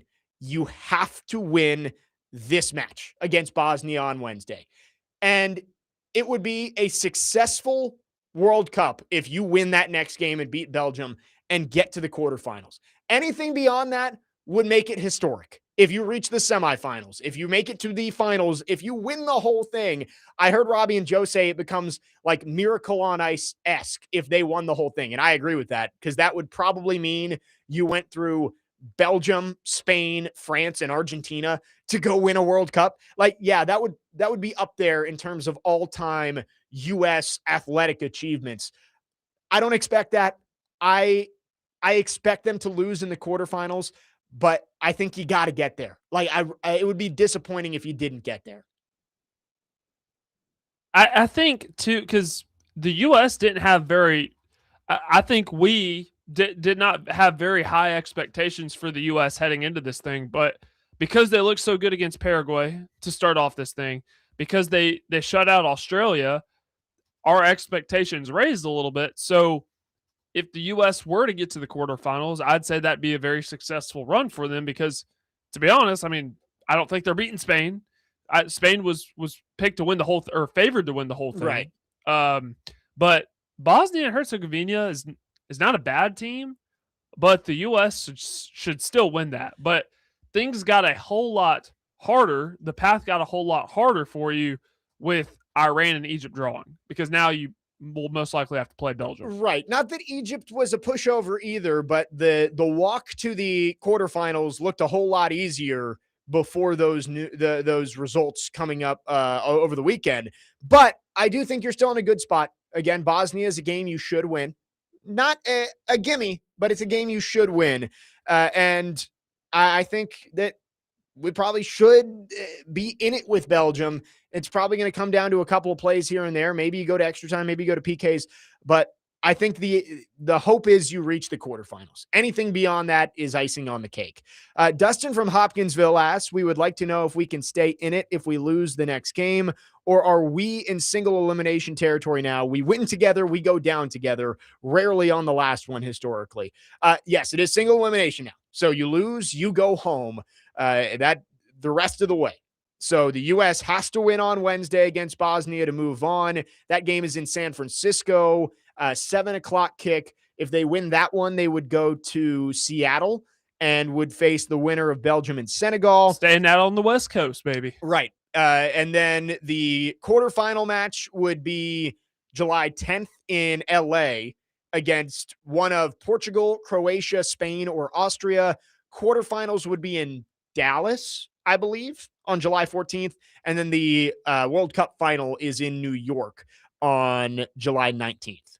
So long way to go. It starts up on Wednesday, the knockout round, U.S. trying to beat Bosnia and move on to the round of 16, then would face the winner of Belgium and Senegal. But excited for the games today. I thought South Africa and Canada was a whole lot of fun yesterday, and now you get 3 more today, starting with Brazil and Japan at noon. Then it's Germany and Paraguay at 3:30, and Netherlands, Morocco is the late game tonight. And I was informed, I was kind of going off of just name value on Morocco. Richie from White House says that Netherlands, Morocco is a great game tonight. Morocco finished 4th in the last World Cup in 2022. So there you go. Morocco and the Netherlands. I'll most likely be watching. Yeah. What else? There's nothing else on tonight. Baseball? Yeah, just baseball. Baseball World Cup. Speaking of baseball, shout out Sonny Gray. Almost had a no-hitter last night. 7 1/3. He was carving through the Yankees. He struck out his fellow Vandy boy, Spencer Jones, for his 2000th career strikeout in the 8th inning before giving up a base hit.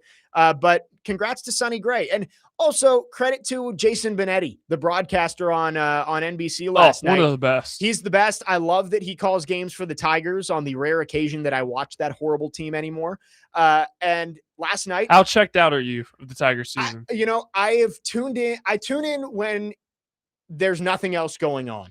Like if I'm home at night and I've got nothing going on, there's nothing better to watch, I'll tune in just to check in. They're just bad. I mean, yesterday had a lead and then Kenley Jansen and Will Finnegan just blew up in the late innings. The bullpen's horrible. The bats outside of a few guys are bad. So I am checked out. But Jason Benetti got Smyrna right on the broadcast multiple times last night. So, the pronunciation, a lot of guys I'm sure wouldn't dive into that and they would just say Smyrna or, whatever combination of syllables they would put together there. He did his research. Smyrna, Tennessee, he mentioned with Sonny Gray, as he was 5 outs away from throwing a no-hitter at Fenway Park last night. 615-737-1025 is the phone number. We will take your thoughts on our phone and text line, driven by WilsonCountyHyundai.com. We'll bounce around a little bit here in this final hour. Some news out of the NBA this morning. And of course, the big news of the morning here in Nashville, Chris Johnson diagnosed with ALS last year. He announced it today on Good Morning America. We'll continue to take your thoughts on that and any great Chris Johnson memories you have from his time in the two-tone blue. 615-737-1025. Jake Lyman, Parker Kelley, next man up, 1025 The Game.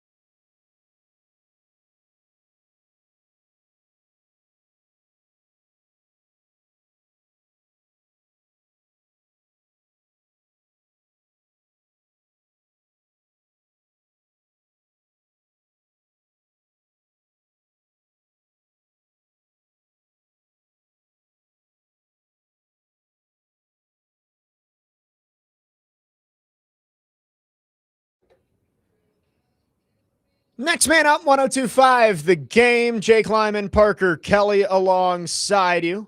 Got a few more segments left with you on this Monday morning.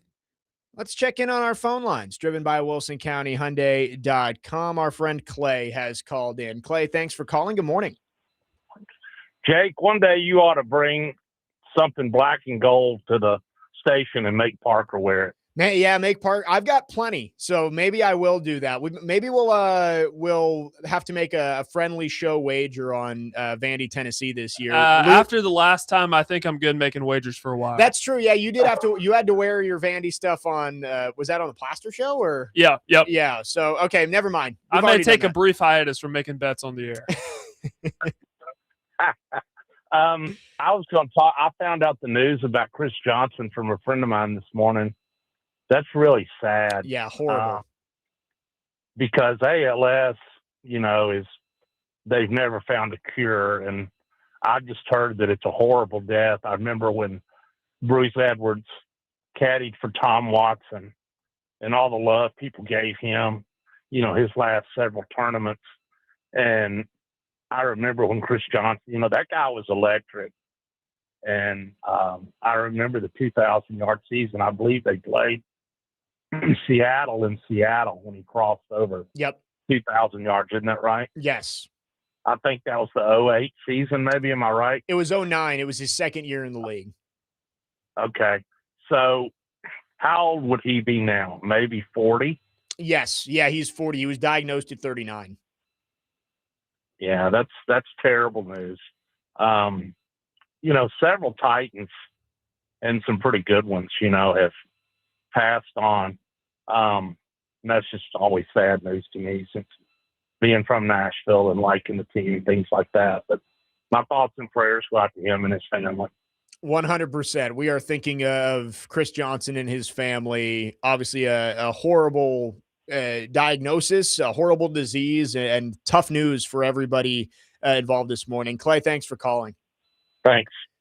Yeah, I mean, with Chris Johnson, we started the show with this. It's hard to process that the guy that we saw be such a dynamic athlete and for, again, a short period of time, as it is for most running backs, be just a dominant force in the league. And one of those guys that you had to watch week in and week out. And to see him, I mean, less than 2 decades later, not even be able to pick up a cup and not be able to communicate without the help of the voice generating device. It really is stunning this morning. You had seen the rumors last night of Chris Johnson's going on with Michael Strahan, and there had been rumors that it was ALS, but it doesn't make it easier to see it and see what he's going through and how fast that this disease has taken away his motor skills. I mean, it's just stunning is the only real word that I have for what we saw on Good Morning America this morning. Yeah. And I have a lot of friends who are in the medical profession, and I don't know how they do it, because I can never, just being around and seeing things like that on a regular basis and some of the stories that they have to tell, I don't know how they can stomach it, how they can do it, but we need people like that, absolutely. But just seeing, it's just shocking, because it feels like really yesterday we were watching him in a Titans uniform, and now he has to use the voice generating device and can't even hold a cup, and it's crazy. Well, and it's even crazier. People are posting videos and pictures post his playing days. Like there's a video of him. He was helping out at the Senior Bowl last year. I mean, he was working out every day, and, right? Picking up his kids from school and doing everything that you would normally do in a life, and can't do any of it. I know it's insane how fast it works, and again the way he talked about it, basically the doctor said, get your affairs in order. Like the medication can extend your life. The words nobody wants to hear. Right. Get your affairs in order is one of the worst sentences that I think any human being can hear. And basically was told that medication would only extend his life a matter of months. And he's doing these kind of experimental developmental treatments to try and help him. And it's at least got him to the point where he's still with us. And that's why I think it's so important that the Titans honor him this year. He deserves to be in the Titans Ring of Honor. And you never know when anyone's time is going to be, right? It could happen at any time. But for him, I want to see him honored while he's still able to enjoy that. And, he did say that he's still the same guy. He thinks the same. There's no, like, neurologically, he's exactly the same. It's just his body doesn't cooperate. And I'd like to see him get that moment where Titans fans can embrace him and everything that he did during his time here in Nashville. Can you imagine the scene too if he was here by the time the season was here and they induct him into the Ring of Honor, could you imagine that scene and the roar from the crowd? That would be great. That'd be awesome. I mean, talk about one of the biggest crowd pops you could get. Like, I was at the game was it 2019 when they honored Steve and Eddie and retired their numbers? That was really special, given what they had done for this organization. And of course, Steve no longer with us, but to hear the Eddie chants and get to see him speak and hear Steve McNair's family speak, that was really cool. But given the news this morning, I really do think that would be an all-time moment, CJ getting honored and being put into the Ring of Honor for what he did as a Titans player. And again, just shocking news this morning, devastating diagnosis for CJ, someone that we remember as one of the most fun athletes I've gotten to watch wear a Titans uniform. Like, Derrick Henry, obviously great. And I think Derrick, the best running back in Titans history. But in terms of just made for TV highlight reel stuff, there was nothing like being a kid growing up and watching Chris Johnson play football. And the speed too. The speed. I mean, it just goes to show that diseases like that, ALS, it doesn't matter who you are, right? It can affect really anybody, even a guy like Chris Johnson, who was basically Superman out there on the field. Right. 5633 Texan. I remember CJ's rookie year. My cousin and I drove to see the Titans scrimmage the Rams at St. Thomas Sports Park. His agent was hanging out on the fence near us, talking to one of his other clients on the Rams when CJ broke a long run in practice. And I remember the agent shouting across the field to the coaching staff about that next contract. You just knew he was going to be special even then. Yeah, I mean, we've heard that story from a lot of people. I know Corey Curtis has talked about that with Chris Johnson. A lot of fans have said that this morning of maybe not the scrimmage at practice, but the preseason game where he broke off a long run and everybody said, oh, that's real speed. And you saw it his rookie season. Obviously, 2009 was such a special year. That was the year that they started 0-6, and the sixth loss was the Patriots snow game, if I'm remembering correctly, right? And yeah, that sounds about right. Let me see. 2009, they were 0-6 to start the year. And the last game was the 59-0 loss against New England. And from then on out, they basically said, we're going to give Chris Johnson the football. And I'll just read off his game logs for like the last 10 games of that season, because it was truly some of the most special football that I think we've seen. Chris Johnson in 2009, post that New England game against Jacksonville, 24 carries, 228 yards, 2 touchdowns. Against San Francisco, 25 carries, 135 yards, 2 touchdowns. Against Buffalo, 132 yards on the ground, 100 yards through the air, 2 touchdowns. Houston, 150 yards. Arizona, 150 yards. Indy, 113. St. Louis, 117 and 69 through the air. And then he finished with 160 scrimmage yards, 180 scrimmage yards, and 150 scrimmage yards in his last 3 games. Just some of the most special running back play that we've ever seen. He got 2,000 yards that year, despite having 57 yards in his first game and 34 yards in his 5th game. Video game numbers. He was so fun to watch, such a huge part of that Titans era, which again didn't lead to a whole lot of wins except for his rookie year, but it made the Titans games fun to go watch and fun to go to. I believe I was at his final game in Nissan Stadium. They played the Texans in 2013. Yeah. And I was at that game, and that was the first time I got to see him in person. He scored a touchdown. And again, what was his final game in the two-tone blue? Just crazy to see the news this morning. As Justin from Greenbrier says on the text line, it's sad because these guys seem like superheroes and yet these illnesses catch them. Prayers for him and his family in dealing with this. And I think it's just a perfect example of you never know what's going to come next, and never take anything for granted. Take it one day at a time and enjoy your time with your family and friends, because you have no idea. And ALS is not, he said he had no history of it in his family. It's just random. And again, prayers going out to Chris Johnson as he deals with this horrible disease. 615-737-1025. We'll again take any of your Chris Johnson memories on the show today. Horrible news this morning that he's been diagnosed with ALS, but want to remember all of the great things that he's done in his life as a player and off the field as well. 615-737-1025. Jake Lyman, Parker Kelley, next man up. 1025 The Game.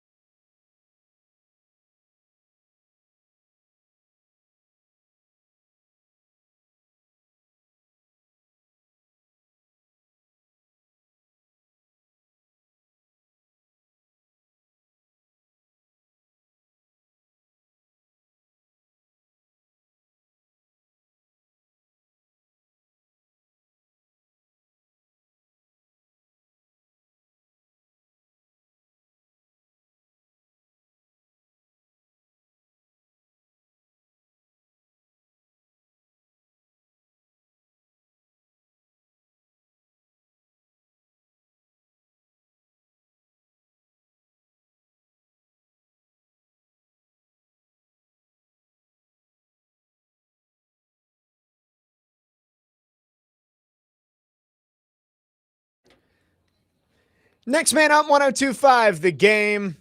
Jake Lyman, Parker Kelley with you.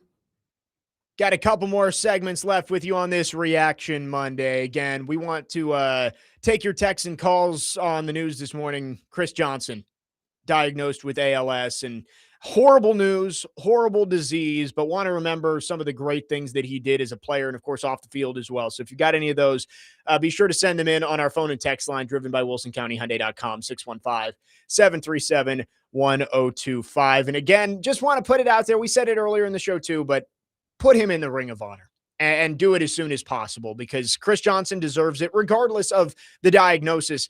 He is one of the more impactful players of the Titans era, and he deserves to be honored regardless of this. But I think this hopefully should speed up the process of him being, put into Nissan Stadium before obviously you switch over to the new stadium next year.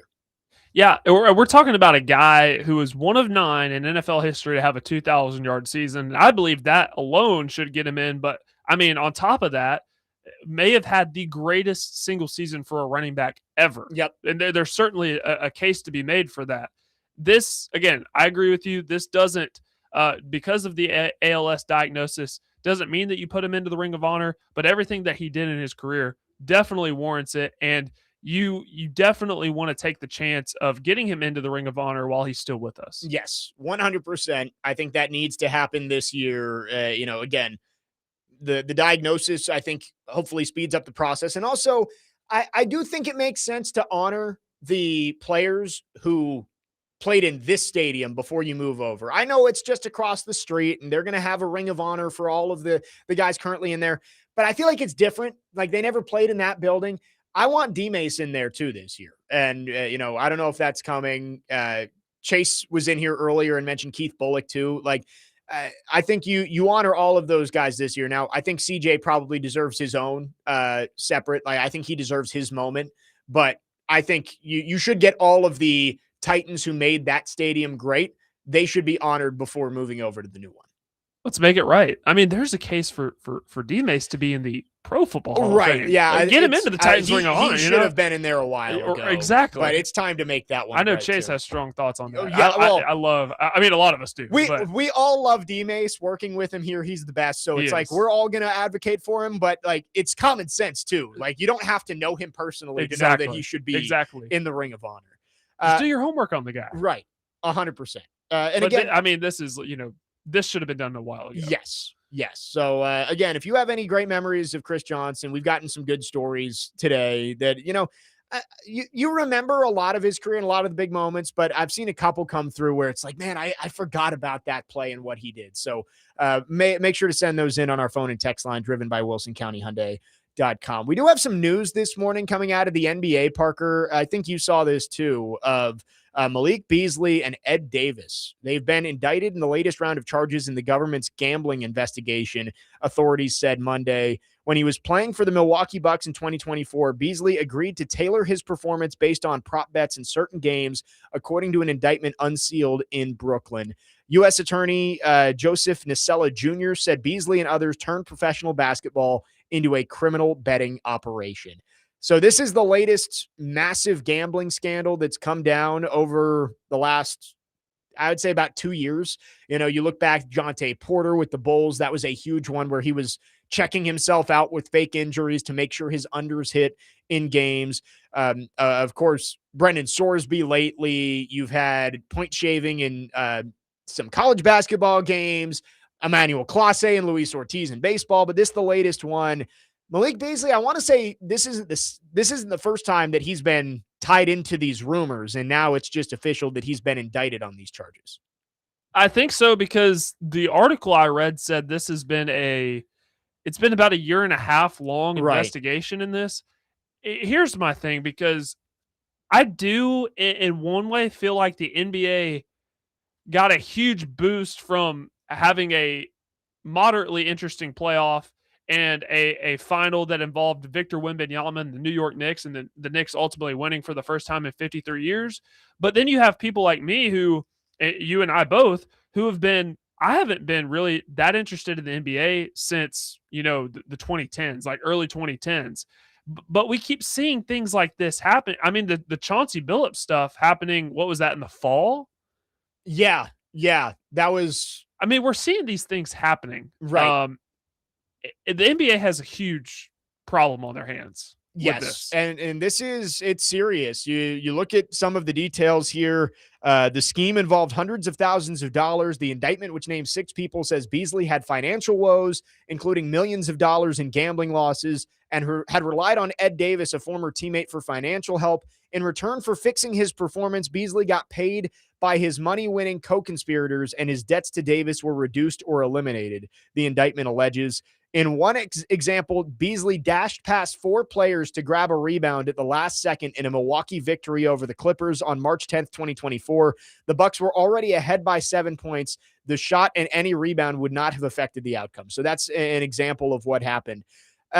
I think with all of this going on, and I know college sports are trying to eliminate prop bets, I think it's better for all of sports to eliminate all prop bets. I don't care if it's more profitable for the books. I don't care if gamblers like it. In order to keep the integrity of the sport, you have to be able to eliminate prop bets. Well, that's what the MLBPA proposed last week. Which I think it's the smartest thing that you can do. If you want to bet on, and there's going to be corruption no matter what. Like, people are going to find, if they're doing this, they're going to find a way to do it. But it makes it a whole lot harder betting on team things, right? One bad apple, you may not be able to cover the spread or whatever you're betting on. But when you can affect your own prop bets and lead to that, it just leads to issues everywhere. And so I think that's probably where this is headed. If more stories like this keep coming out, that they need to eliminate prop bets in all of these markets, because it's just going to lead to more stories like this where guys are fixing outcomes. No, I agree. And this is for me personally, I don't gamble. I've never placed a dime of my money on sports betting and things like that. But there are people who choose to do so, and that's totally up to their discretion. But we also see people like, how long have we been talking about this Brendan Sorsby stuff, who clearly had an addiction, a mental illness, whatever you want to call it. So yeah, that was certainly a real problem. And at the same time, in the same breath, you have people like the NCAA, the NFL, the NBA, really all the major, the NHL to an extent, the MLB, who are constantly throwing FanDuel and DraftKings and all these different things in our faces. And that's like giving an alcoholic a beer, like that's literally what it's doing. Right. No, and you can totally call out the hypocrisy of these leagues of like, oh, we're going to try and stop gambling, but we're not going to stop taking the gambling money. It's like, yeah, sure. That's a completely fair point. But I do think that the only way to stop things like this happening is just getting rid of prop bets altogether. You look, Terry Rozier was another guy who got caught up trying to fix his performances. And I'll keep mentioning the Class A and Luis Ortiz thing with the Guardians. Like, the baseball ones are the easiest ones to do because you can bet on every single pitch, right? At least I think so, right? Like, that's, I think so. Because that's what he was doing, right? Is the bet would be first pitch is Class A was a closer too, right? Yes. So he would come in and it wouldn't affect the outcome of the game, maybe, but he would tell these bettors like, hey, I'm going to throw a ball on the first pitch, and they'd put a ton of money on it, and it would, there you go. What's really sad about this is Malik Beasley lost millions of dollars because of this stuff. Right. And you're a professional athlete making millions. I mean, is it really worth it?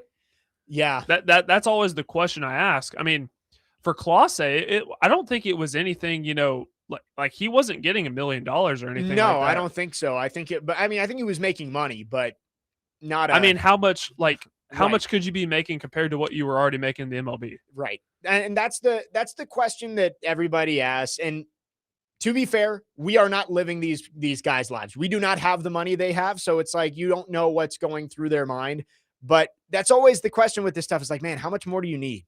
And like, man, you're making all this money, you're going to throw it away. I mean, we don't need to dive into the Terry and Arnold stuff too, but it's just like, man, the decision-making when you have these, you're making all this money and you finally made it to your lifelong dream. It's like, you can throw it all away for stupid stuff like this. And I know it says that he had gambling debts and basically had to pay those off. that's the issue, though, is you run into people who are desperate, and desperate people are going to be easy to take advantage of. So, yeah, I'm sure this isn't going to be the last of these indictments that we see. Again, this is just the latest in this widespread gambling investigation that the federal government is on. But Malik Beasley and Ed Davis both indicted in the latest rounds of charges this morning. 615-737-1025 is the phone number. We've got one more segment with you on this Monday. Last call for phones. Jake Lyman, Parker Kelley, next man up. 1025 The Game.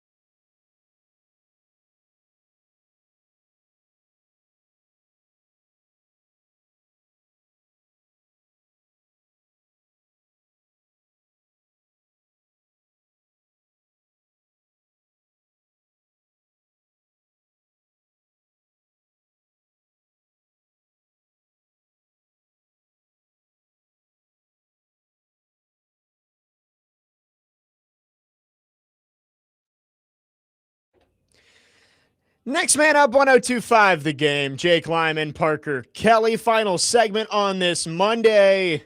Alan Jackson played his final show on Saturday night at Nissan Stadium.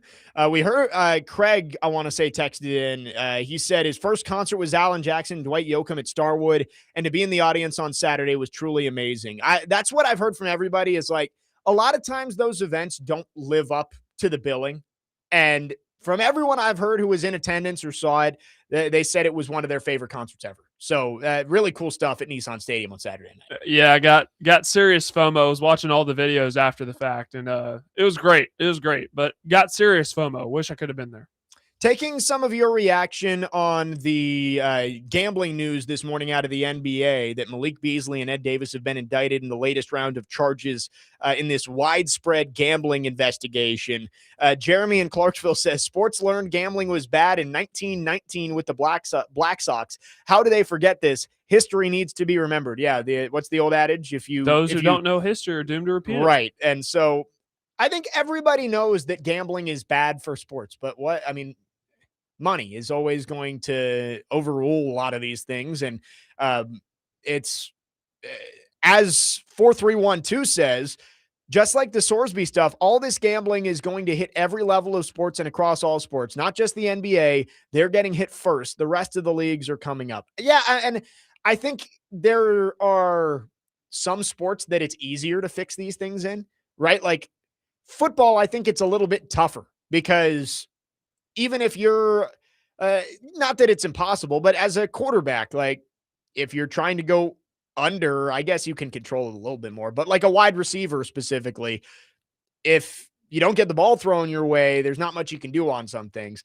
I don't know, but I agree with 4312 that this is probably just the beginning, and we're going to see more of this. And I think the only way to end this is to just eliminate prop bets altogether. I did want to bring up quickly before we wrap up here. I was out there in Clarksville on Saturday with Big Joe calling the Nashville Cats game, and credit to anybody who was out there. I don't know if anybody listening was out there at F&M Bank Arena on Saturday afternoon. It was a 72-20 win for the Cats over the Beaumont Renegades. But what an atmosphere out there. It was awesome to see. That arena in Clarksville is great, by the way. Have you ever been up there, Parker? Yeah, I did a show out there, did the Plaster show. Right. I before think a to Cats open, game, right? Yeah, their home opener of the first game of the year.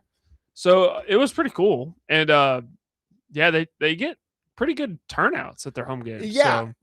So Vandy women's basketball played in Clarksville. They played Austin P up there. So that was my first look at it, was back in November. And I was like, man, this is great. Like, this is kind of a perfect atmosphere for college basketball, but you can also play hockey in there. And of course the Cats, man, the fans showed out. They made themselves known, and that Cats team is good. Like, I'm excited to see the playoffs coming up. The Cats have already clinched a playoff spot.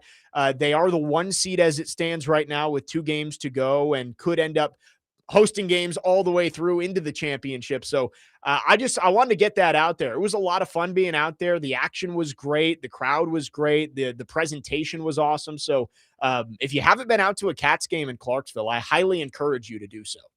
Best team in AF1. And it sounds like they still remember what happened last year in the championship game. Was it Albany? Yeah.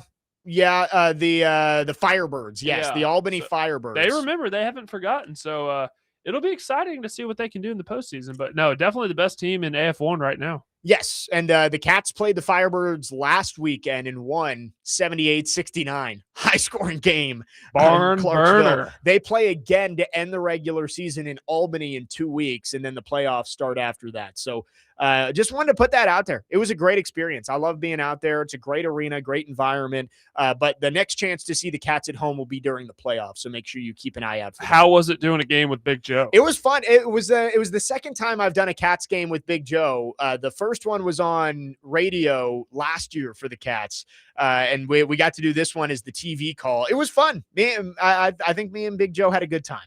Well, you were also the sideline reporter for one game, weren't you? What did I not with Joe, I don't think. I did sideline for Vandy games. I didn't do it for the Cats, though. Oh, you're thinking of the time I was waiting for you. I was putting together in my head. It was. I was waiting for you to catch on. I was like, no, I don't remember doing that because there are no sidelines down there. Yes, they. I was producing a game and Chase and Joe were calling on me as their sideline reporter, even though I wasn't in the building. Great memory there, Parker. I remember you telling me that story. Had to bring that one up. I mean, they caught me completely off guard. I'm sitting there like trying to hear if they're going to go to break and then just had to scramble and put my mic up. They did a similar thing because Connor and I were doing Game Blitz last year, and I forgot who. It was like week 2 or 3 of the high school season, and they're just calling a game, and then they send it back to the station real quick, and Connor's in the middle of eating a pizza, and like he literally is like mid-bite, and Chase calls on him. And he has, and you could tell Connor was eating something back at the station. That's why we love chasing Big Joe. You just never know what you're going to get with those guys. And they're coming up in about 10 minutes right here on 102.5 The Game. Did want to finish the show with what we focused on for the majority of the morning today, the news of Chris Johnson. And if you missed it, he was on Good Morning America with Michael Strahan this morning and announced that he's been diagnosed with ALS. And to see how fast his condition has deteriorated over the last year was very, heartbreaking. And again, thoughts, prayers, we're rooting for Chris Johnson.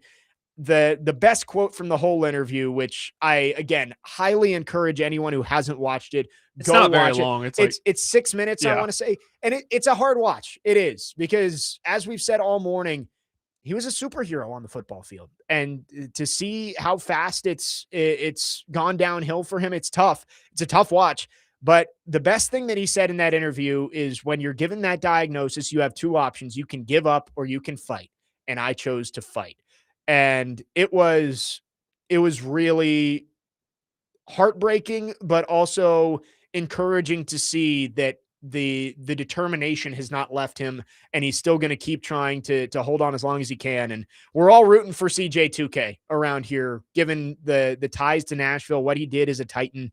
We're all rooting for him for his condition to improve, and rooting for more research and development into a cure for ALS to be done, because it hits at the most random times. No one knows when it's coming, and obviously such a horrible disease. Yeah. And, it's just crazy to think about how quickly it's run its course, but still fighting. I mean, I'm very proud of the way that Chris and his wife are handling all this. Just to have something like that kind of dumped into your lap, and with Chris saying there was no history of ALS in his family, the way that they're handling it, you couldn't ask for any better.